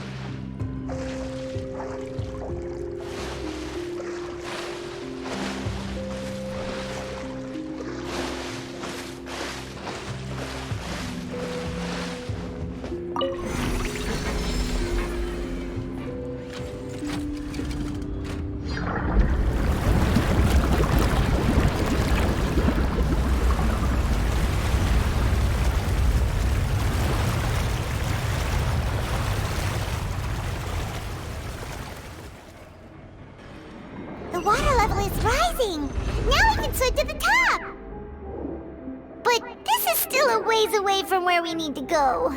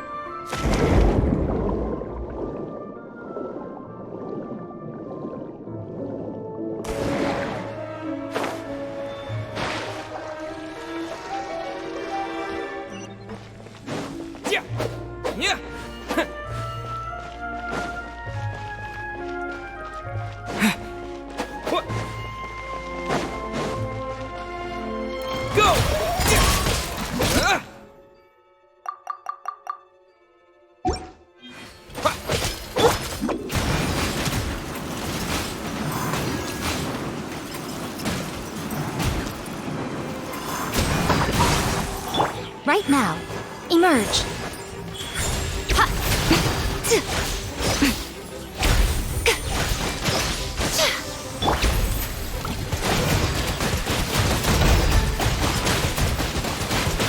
Water jet!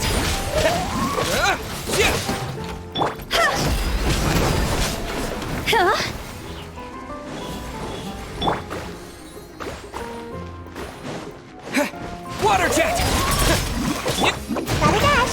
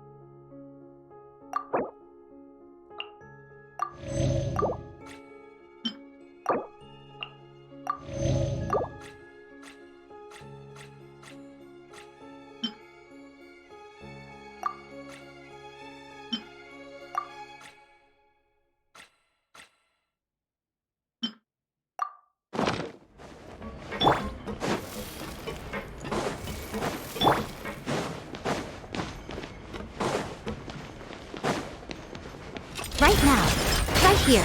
Emerge.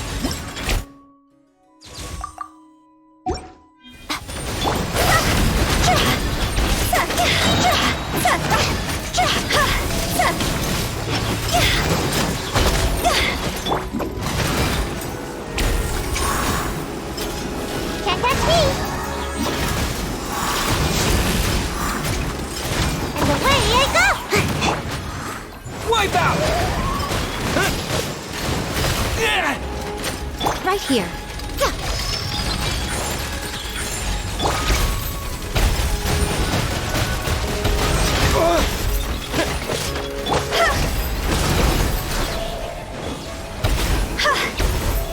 Time to go!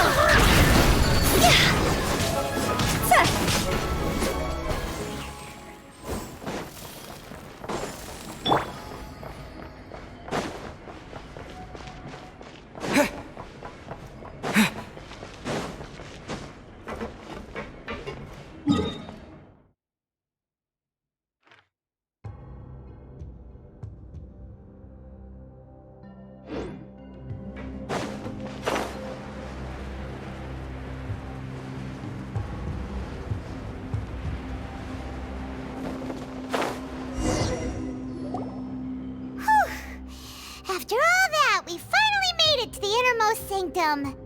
Though, as expected, the mastermind isn't here. That's right. Then let's hurry up and find some evidence so we can get back to the Opera House and help Navia.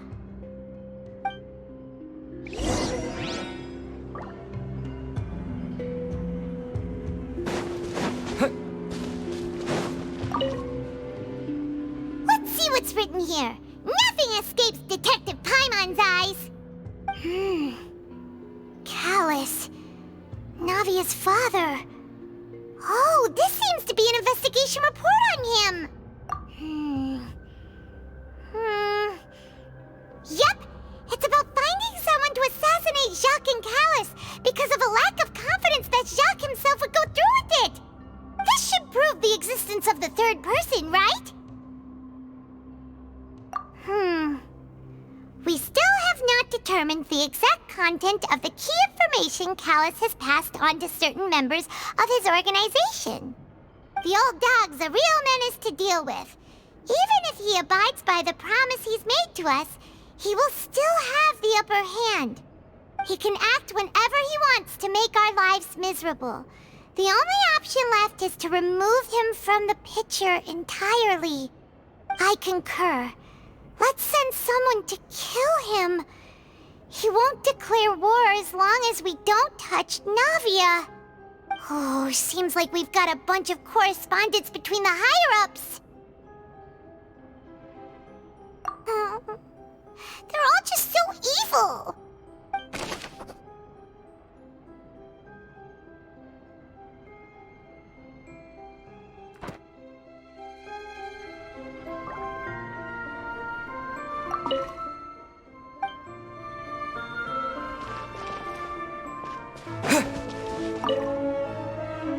Oh, look!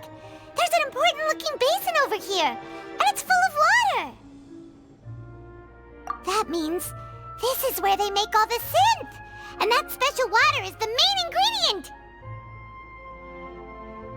If you dilute it with normal water, you'll get synth, but the pure stuff can dissolve a human. Paimon will take notes on this incriminating evidence.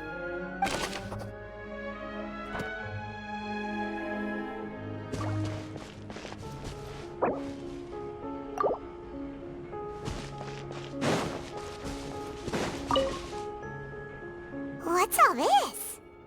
Aw, it's a bunch of really cute things. Pink accessories, a hair tie, a necklace, even a makeup box. Oh, Paimon sees it too, but why are all these cute things labeled with different girls' names? Huh? You mean the girls from the serial disappearances? They were brought here? And then they were turned into water. And all the boxes of things, these names. That means... Oh, this is terrible.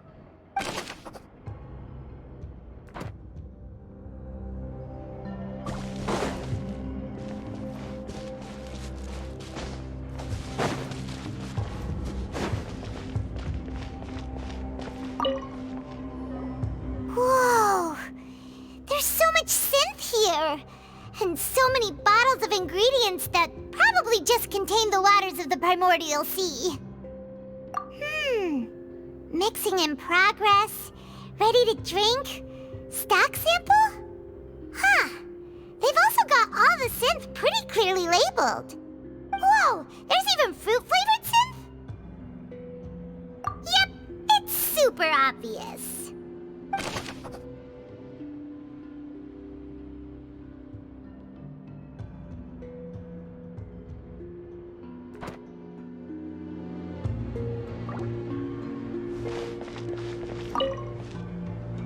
What's this over here? Looks like some kind of place for research. Experiment number 16 aims to verify Jacob Ingold's research conclusions on the primordial sea and use his theory as a foundation to achieve a breakthrough. The experiment was a failure. No individual managed to resurface from the water from the primordial sea. Female specimens 22, 23, and 24 were dissolved.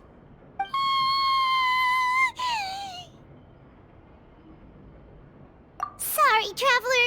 Paimon will try her best. It's just that Paimon's never read something so scary before. How can someone write something that terrible in such a matter-of-fact tone? You read the rest. Paimon's too scared to keep going.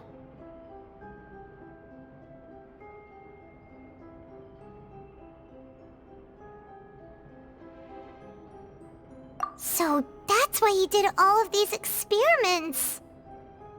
Wait, did he really think he'd be able to find a way just by dissolving people over and over? That's just insane! Huh? Isn't that the name you heard by the fountain? Paimon thought he was an eyewitness in the serial disappearances case.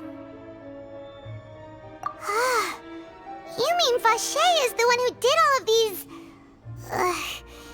experiments? So that's it!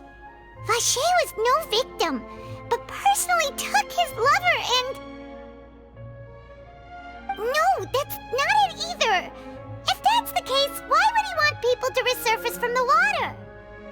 In any case, Paimon will write it all down.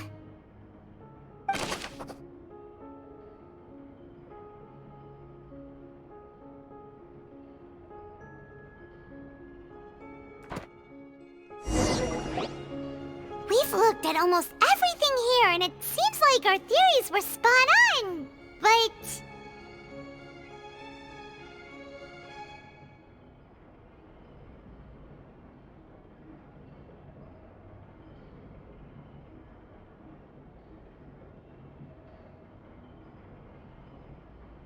Yeah, we haven't found anything that reveals his true identity. No wonder even Neuvillette wasn't able to find anything. Whoever it is probably destroyed everything to do with that name a long time ago. That way, even if we bring all this back to the opera, we won't be able to identify the true culprit. Sure thing. Paimon won't admit defeat to this guy either.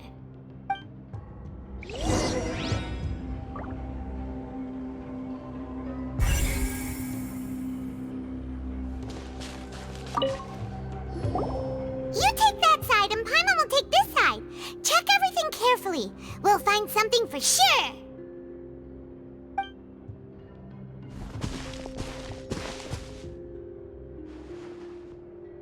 Ugh. Nothing at all. And Paimon can't even find snacks either.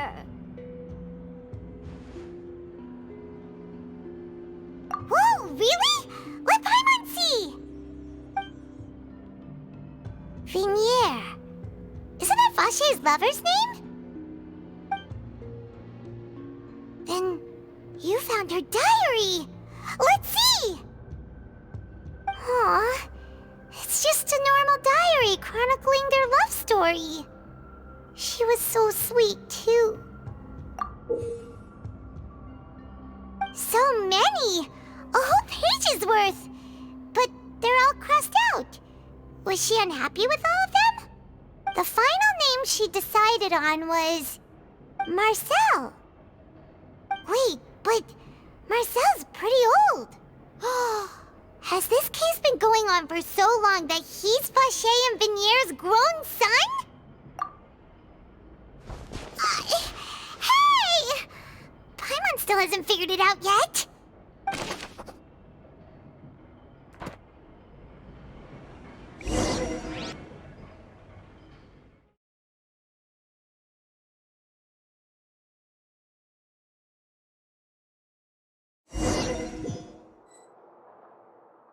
And whose image do you see, Marcel?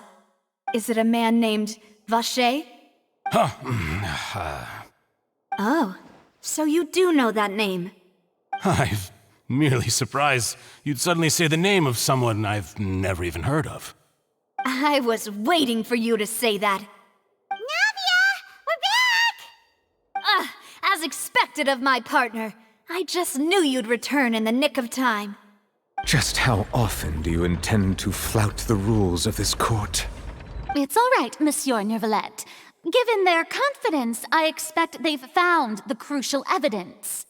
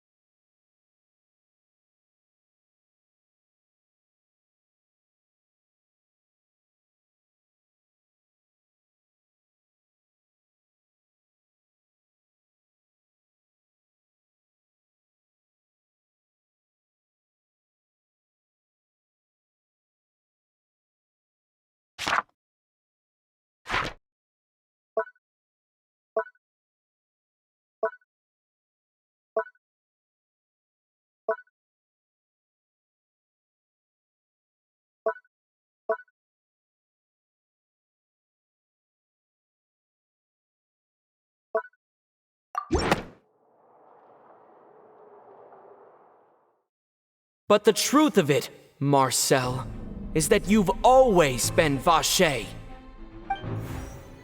Huh? We've investigated your lair and we already know everything! After your lover, Vinier, was dissolved, you kept abducting young women to experiment on the hopes of bringing her back to you! You even created Marcel as a new identity and destroyed all records of your past as Vacher! So that's it. Even the villains in opera performances rarely go that far. And with that, Marcel's motive has now been established. This information regarding your past also dismantles your prior timing defense. Well, Marcel, do you know where you went wrong? You fixated your gaze on the lover that passed away, instead of paying attention to the living people around you. So, you never noticed how we changed, or how we grew as individuals. You also never understood Boss's real expectations for his daughter. Or our determination to see things through. Your determination. Mr. Marcel, please speak up now if you would like to defend yourself. Otherwise, the trial will move on to the next stage. Do you really think I wanted to do any of this? Pay attention to you? What for? Have you ever paid attention to me? Ever empathized with my pain? Ever known how it feels to watch the love of your life dissolve right in front of your eyes? No one helped me. No one even believed me. All those decades ago, even the officers from the Maison Gardiennage were laughing at me. They said there's no way a human being can turn into water. So I must have gone mad from grief. Vinier's death was brushed away by all of you as if it didn't matter at all. Well, now you know, don't you? Ha! Well, it's too late now. All those who were dissolved are gone forever. You only have yourselves to blame. You set up this ornate opera house in pursuit of your so-called justice, your beloved drama, while turning a blind eye to the suffering of the people. Vinier is dead. We promised each other that we would always be together. Wherever she goes, I will follow. But I'm not from this blasted place, so I can't be dissolved, no matter what I do. Hey, is that water from the primordial sea that he's drinking? I can't dissolve! Can't dissolve! Can't dissolve! Do you all see? I can't go, I can't follow. So if I can't go where she is, what choice do I have but to try to bring her back? I did all of that, and in the end, that accursed Callus still got the better of me. I spent my entire life living on pins and needles, only to get stabbed by his idiot daughter at the very end. The suspect is exhibiting signs of mental distress. Guards, please restrain him. Don't touch me! Don't anybody come near me! I still need to save Vignier. Our promise. We made a promise. Vignier. Vignier! Please, Vignier. Don't think badly of me. All I want to do is fulfill our promise. At this point, the verdict of this trial is clear. With Mr. Marcel's conviction, the charges against Mr. Tartaglia no longer have any basis. Fine by me. I was in a bad mood, but after a show like that, I'm actually feeling pretty good. Traveler, please submit all the evidence you have collected to the guards, so that I might review and summarize the truth behind the serial disappearances case. The man now known as Marcel was originally named Vacher and worked as an adventurer with his partner and lover Vignier. During an underwater expedition, Vignier accidentally came into contact with water from the primordial sea and was dissolved in front of Vacher as a result. Vacher learned of the primordial water's existence through the work of others and began to kidnap young women for research, with the goal of discovering a method to restore Vignier back to life. To cover his tracks, he invented the new alias of Marcel and began to operate a business in Poisson. During the course of his research, Vacher discovered that a diluted concoction of water from the primordial sea can induce feelings of euphoria, and began to manufacture and market synth. However, as he accumulated wealth to fund his continued research and expanded the scope, he came into conflict with Spina di Rosula. After exchanging blows with Spina di Rosula for many years, Vacher decided to assassinate their president Callus at a banquet. Although the assassination did not go as Vacher expected, he was able to turn Callus into the murder suspect by dissolving the assassin he sent to the scene. And just recently, Vacher attempted to frame Linny as the culprit of the serial disappearances case, using a similar method. However, his attempt to frame Linny failed, and the power of water from the primordial sea became public knowledge. This case also exposed enough of Vacher's machinations that he was eventually successfully charged in court. Thus concludes the enigmatic history of the serial disappearances case, with the truth revealed to all.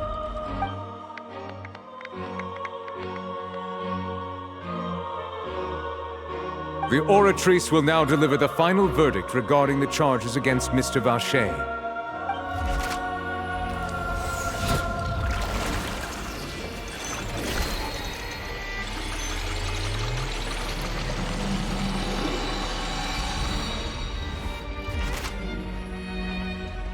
According to the judgment of the Oratrice Mécanique d'Analyse Cardinale, Mr. Vacher is guilty. Guards! Take Vacher away. Good. It's what he deserves. With that, the serial disappearances case is over now. We really just witnessed history. Who would have thought the true culprit would be such a polite and well-spoken guy? Yippee! We helped Navia bring the bad guy to justice! He's hurt so many innocent people and now he's finally getting what he deserves! Huh? Are you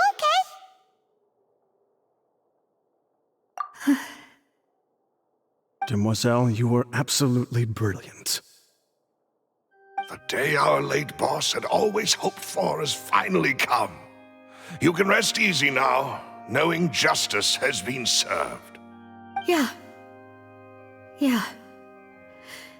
It's finally over. It's all thanks to you guys. And my partner.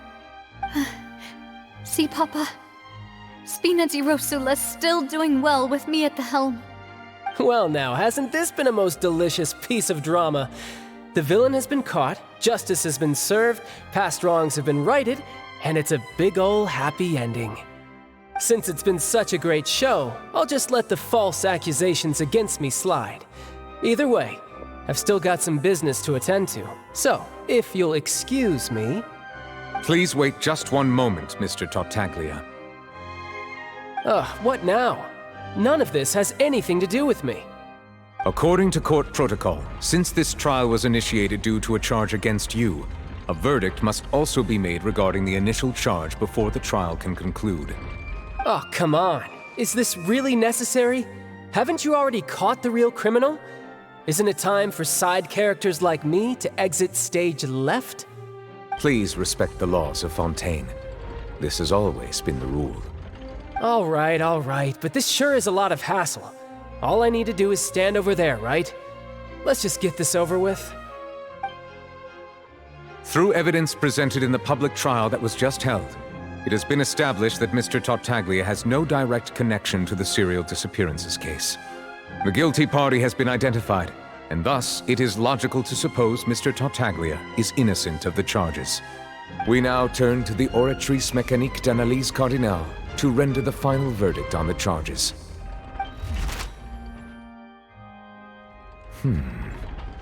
According to the judgment of the Oratrice Mécanique d'Analyse Cardinale, Mr. Tartaglia is guilty.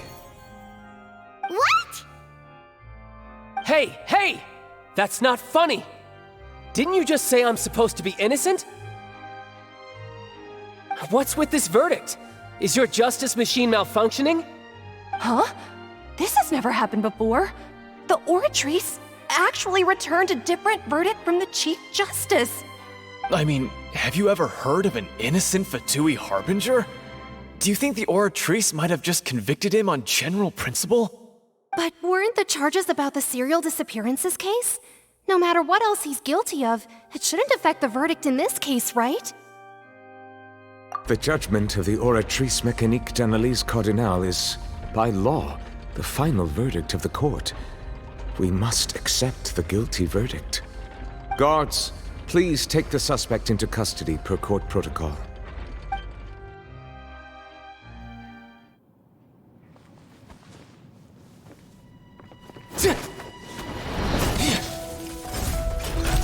So this is how justice is done in Fontaine. What a joke. You've got your rules. Well, I've got mine too!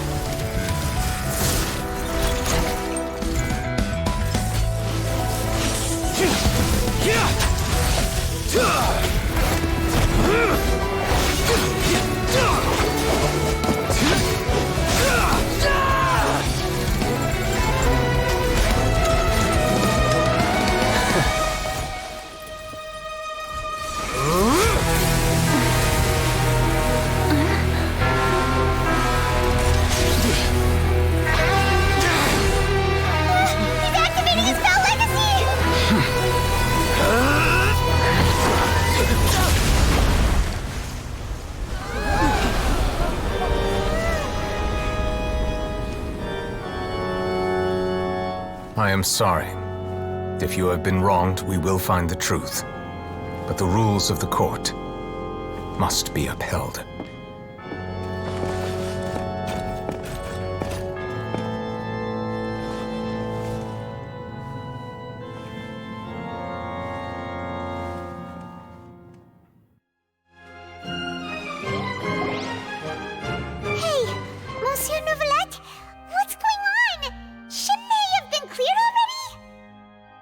Apologies. This is also the first time I've encountered such a situation. However, according to the rules established at the conception of Fontaine's court system, the Oratrice's judgment is the final verdict of the court. All I do is follow court procedure. As for why the Oratrice arrived at the conclusion it did, you should probably ask someone more knowledgeable than me. Why are you looking at me? I had nothing to do with it! I don't know what happened there either! Hey, stop staring at me! What does Lady Farina mean by that?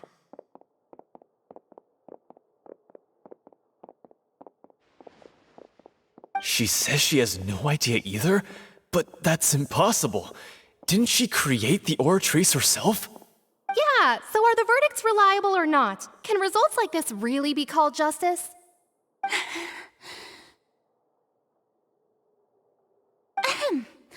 My dearest citizens, did you really think we'd allow an incorrect verdict to be handed out in this court?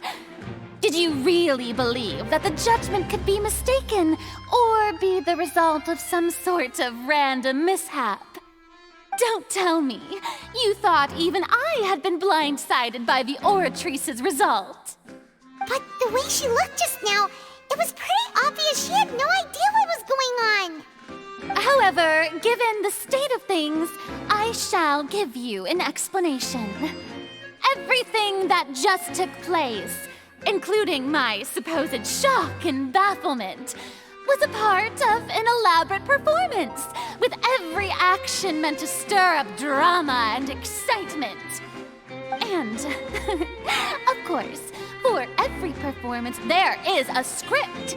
Everything has unfolded exactly as I expected from the very beginning. As the embodiment of the very concept of justice, the Oratrice shall never render an arbitrary judgment! If you thought Child had nothing to do with the serial disappearances case, it is only because you've been blinded by the superficial appearance of innocence. Everything he's done, not to mention the danger he poses, are beyond ordinary comprehension and completely unforgivable! All shall be revealed in time. You will come to understand my noble intentions, as well as the absolute correctness of the Oratrice's verdict.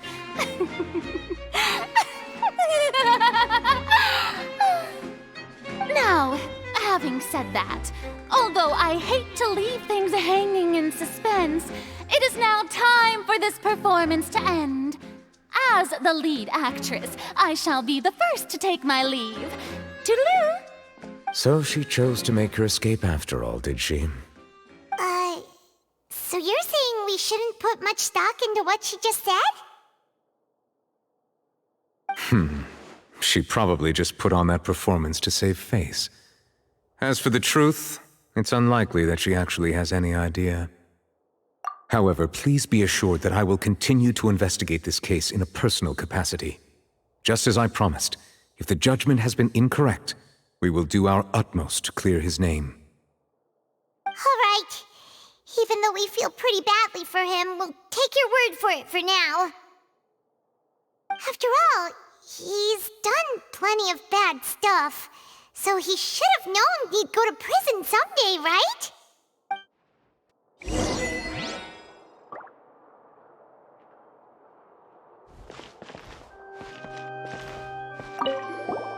Oh, Monsieur Neuvillette! That power you showed when you took him down.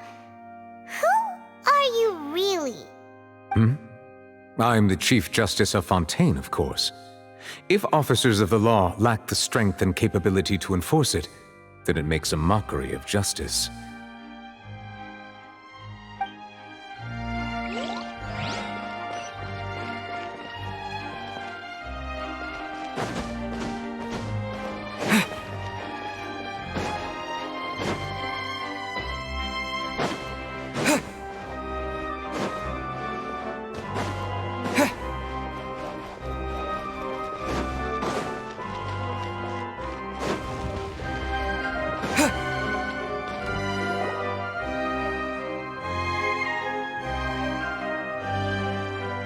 Hey, what are you doing? Quick, stop him! Traveler! Hey!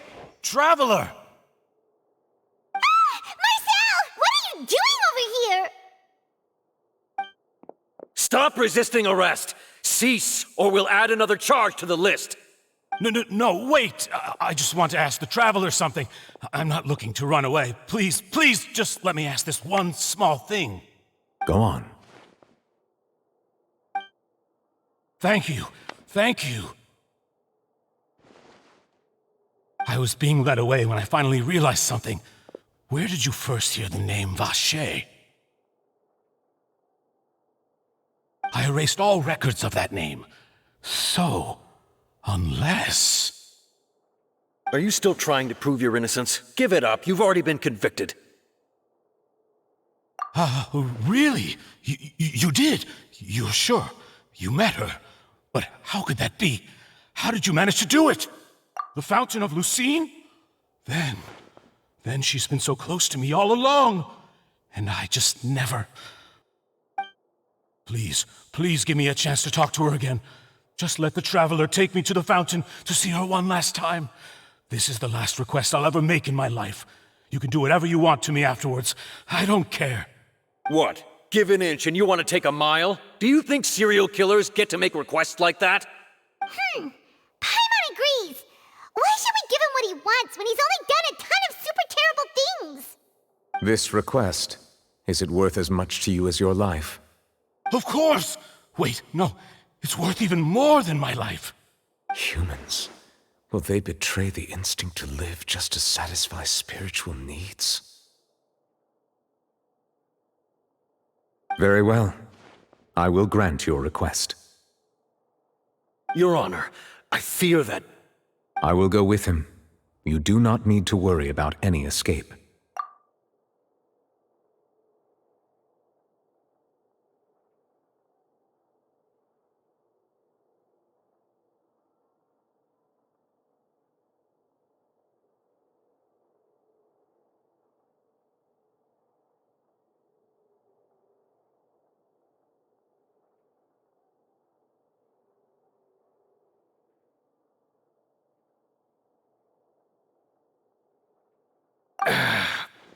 In that case, I shall leave him in your most capable hands, Chief Justice.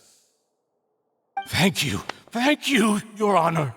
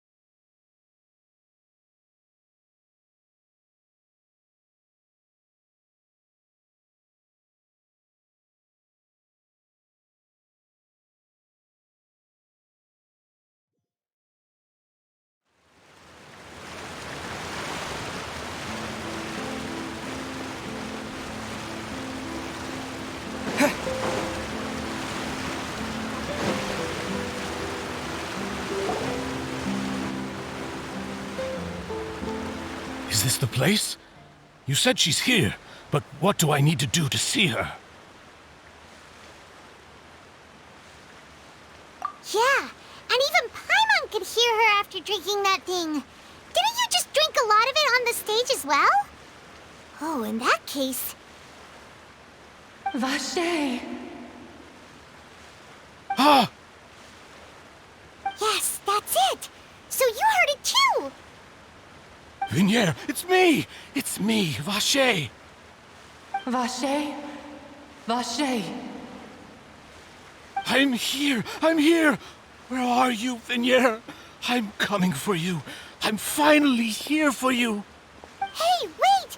Be careful! Hey, wait!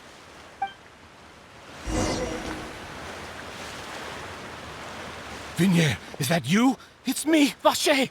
Vignier! Vache? Why did you come? Didn't I say? You don't need to look for me. You look a lot older than I remember. How long has it been? It's been more than 20 years. I've suffered for over 20 years since the day you left. All this time, only the thought of bringing you back has kept me alive. Nothing else mattered to me. I must be dreaming. Who would have thought I'd get the chance to tell you all of my feelings like this? Vignier, you are my everything. I really don't know how I could live without you. But Vache, if you ask me, this world would be better off without you. What are you saying? If not for you, I would have finished my law degree and probably become a top-tier attorney one day.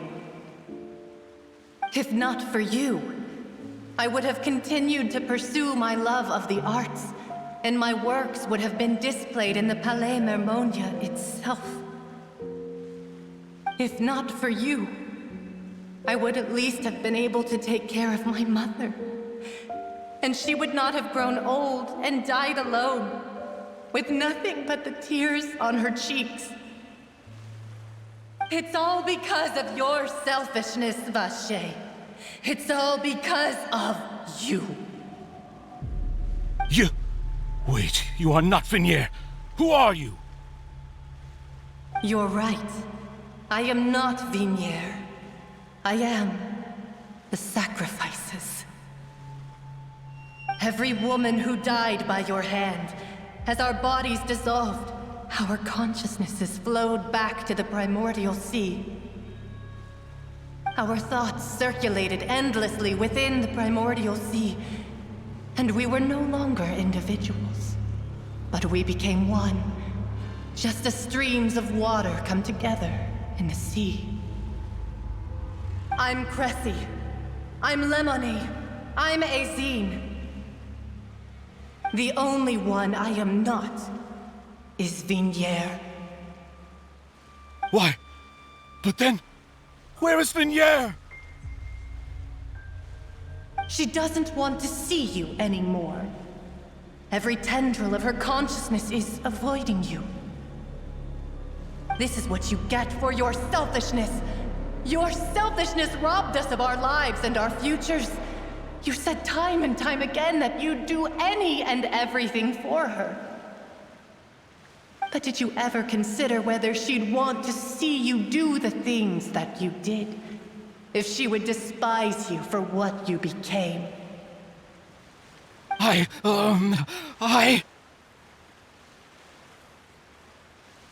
You are a liar, a heartless murderer, and a cowardly narcissist.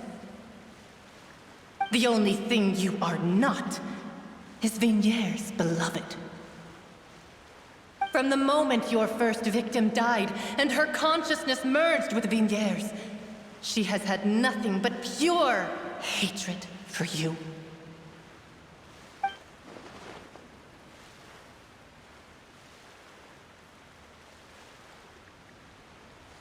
No! Yeah! She can't hate me. Let me see her, please. Have mercy. You still don't understand. When I said don't look for me, that came from the real Vignier. She really doesn't want to see you anymore. But on top of that, she also said that because it's her final drop of pity for you.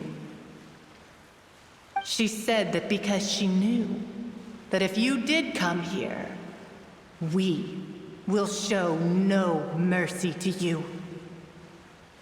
Vache. Vache? Vache? Vache. Vache. Vache. Vache. Drown.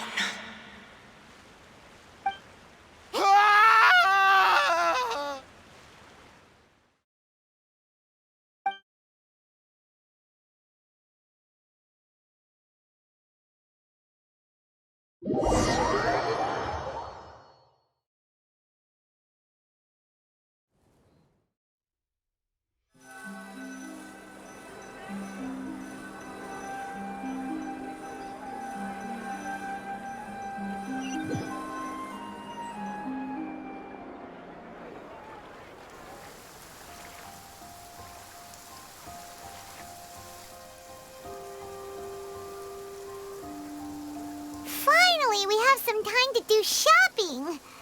Gosh, it's really been a long time since we've been able to relax. Well met, partner. I knew something great was going to happen when I woke up in such a good mood today. Even this weather can't put a damper on the demoiselle's mood. It's a pleasure to see you both again. Oh, hey, Navia! It's been a few days. Paimon's already started to miss you. Oh, now that I believe. I'm easy to work with and always bring home the bacon. Who wouldn't treasure having a partner like me? Sounds like you're really enjoying life these days, Navia. What have you been busy with since the trial? It's just been one thing after the other. I've been making non-stop trips between Poisson and the court since then.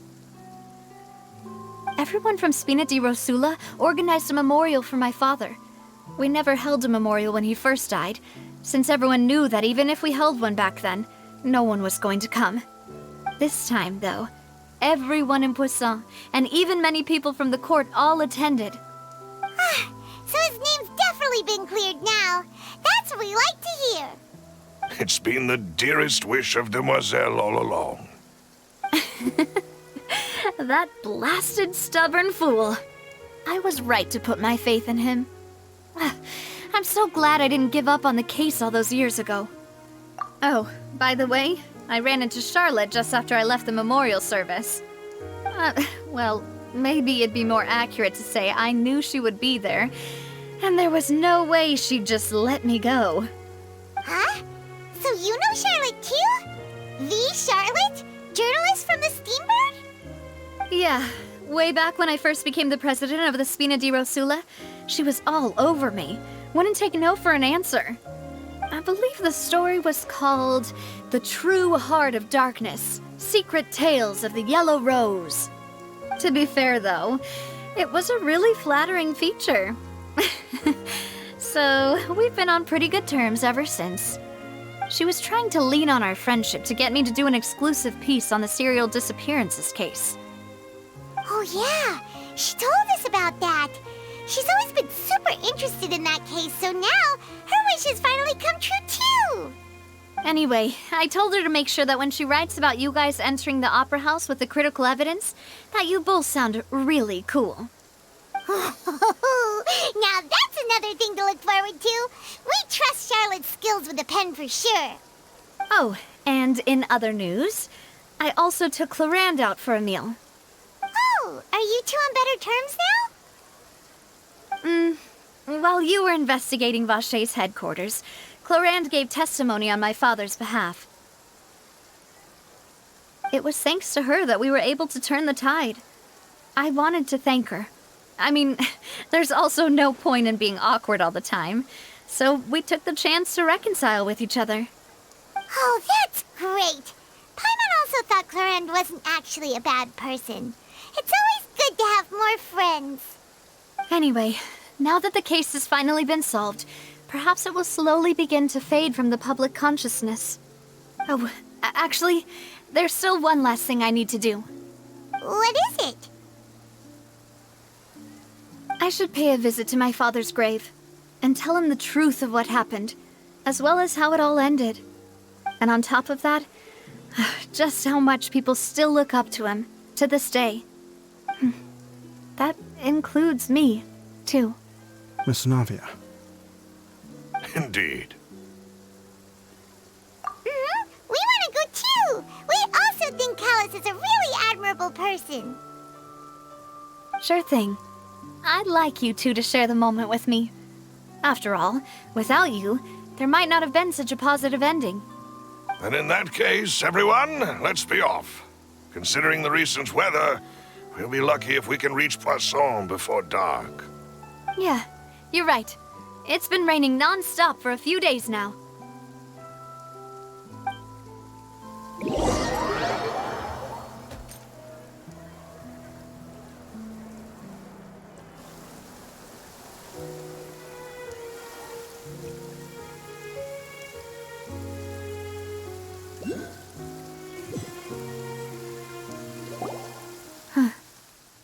This is where my father's grave is. To be perfectly honest, even I haven't been back here for a long time. Huh? There's someone there already. Wait. That figure. It can't be... Hmm? Isn't that Nervalette? Why would the Chief Justice be here? Huh? Navia?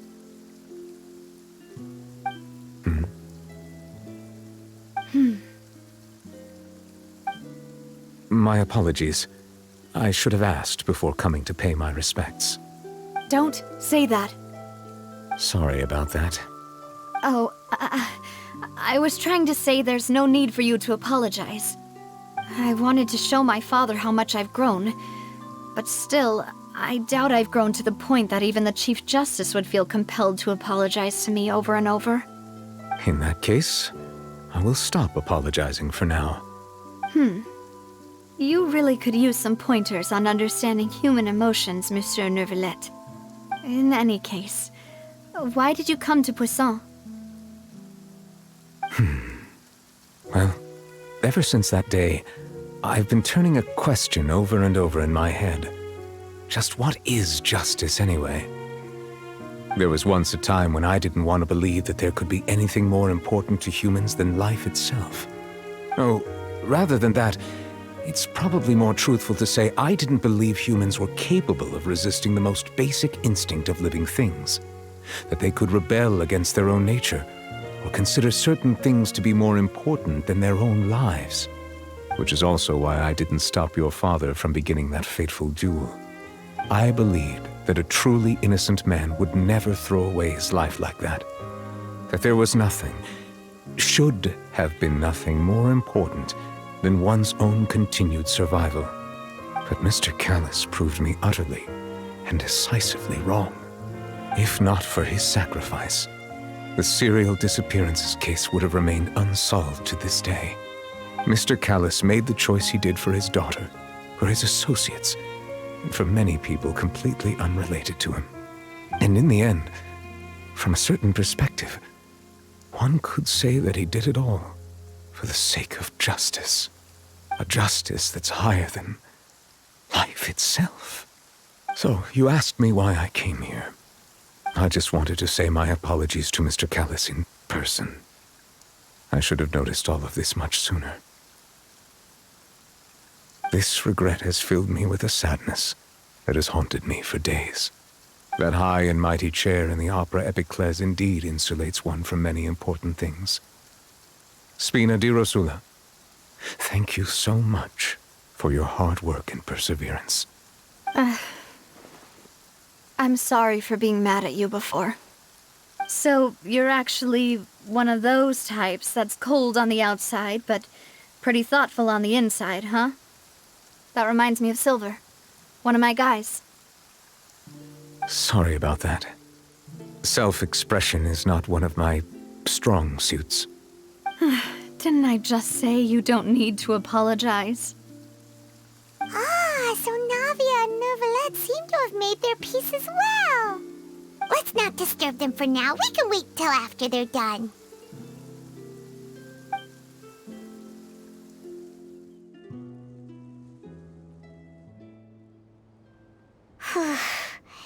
Paimon's never paid respects at someone's grave before. Did Paimon do anything rude there? Huh? Oh, Paimon didn't know that was a thing. But Paimon doesn't know what she would do if she can't fly. Oh no. Paimon hopes Miss Navia won't be too mad. Anyway, Nervalette is still standing around there. It's not often that we can catch him alone like this, so why don't we go talk to him for a bit? If we can't talk to Lady Farina, we can at least talk to him, right?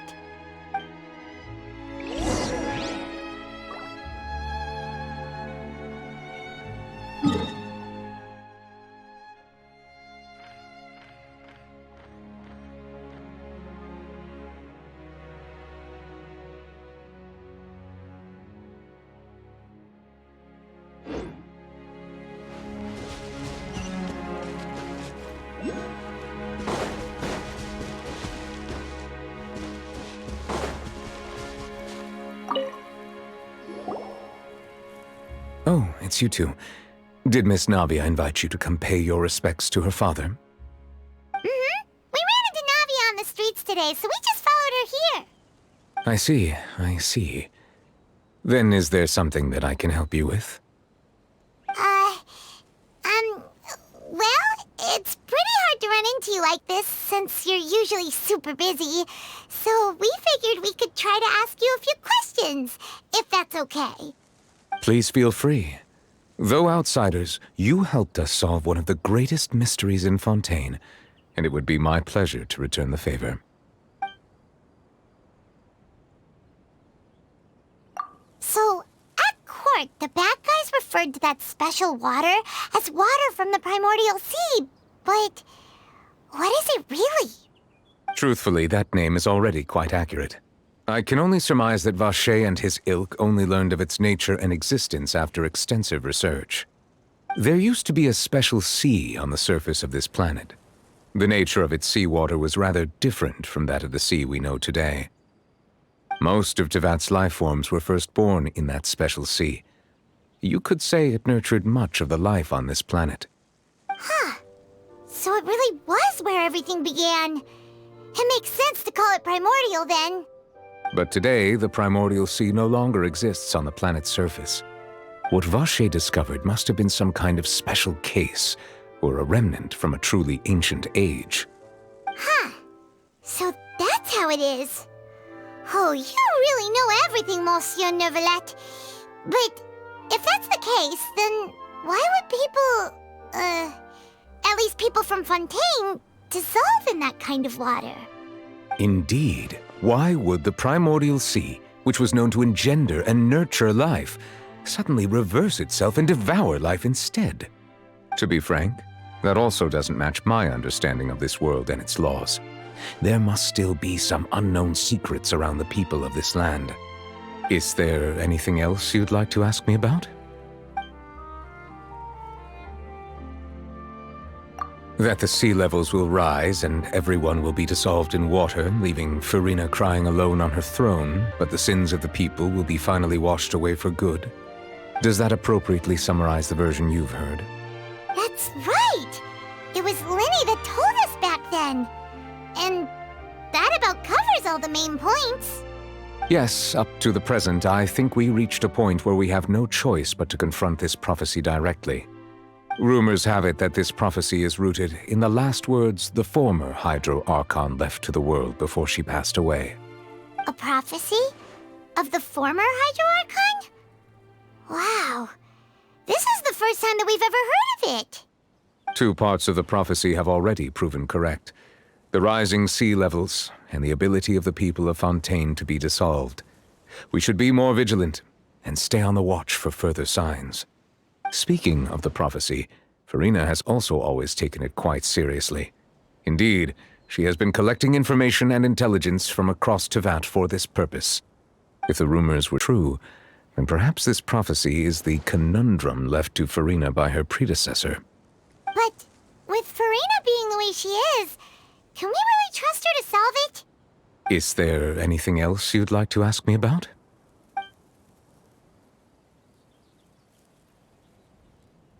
My apologies. My investigation has still not reached its conclusion. However, I still believe the judgment of the Oratrice was not rendered arbitrarily. Huh? But you also said you thought he was innocent. For many years, I have been quite aware that the Oratrice does not simply mechanically repeat the verdict that I give on each case. As a divinely created mechanism, the people's unified faith in the concept of justice is integrated into it. Not only can it produce the incredible power of indemnitium, but it likely also possesses other traits, such as self-awareness. Which is all to say, I have been prepared for a situation like this for a long time. Huh. So when Linny told us that he heard a human voice from the room where the Oratrice's core is stored... I was not aware such a thing had occurred. Perhaps that could serve to prove my conjecture. I will add that to the list of items to investigate. In any case, I am inclined to believe that the Oratrice does have a methodology all its own. We just do not have enough information. Based on Farina's reaction, I doubt even she had any idea what was going on. She managed to bluff her way through it, though, with her time-tested twin tricks of bravado and drama. While we do intend to get to the bottom of this, for now, we regret to say that the Fatui Harbinger will just have to bide his time in the fortress of Meripede. If we did incorrectly convict him of crimes he did not commit, we will most certainly compensate him to the fullest extent allowed by the law. If you ask Paimon, the only compensation he'll want is a no-holds-barred fight with you. Is there anything else you'd like to ask me about? Your sibling, another blonde-haired traveler. I'm sorry, but I've never seen anyone who matches that description. If she ever stepped foot in Fontейн, I'm sure she followed our laws to the letter, and had no reason to appear on the stage of the opera Epiclese. Is there anything else you'd like to ask me about? Very well. It was my honor to provide you with what answers I could. I very much enjoyed conversing with you. It will soon be time for me to leave this blissful tranquility behind and return to Palais Memornia. You really are super busy, Monsieur Neuvillette. Paimon thought you only came here to pay your respects today because you had the day off. Crime and villainy do not have the day off, and so justice must work around the clock as well. This is merely the nature of a justice's work. All right. You've got a point. Huh? Paimon just noticed that the rain has stopped.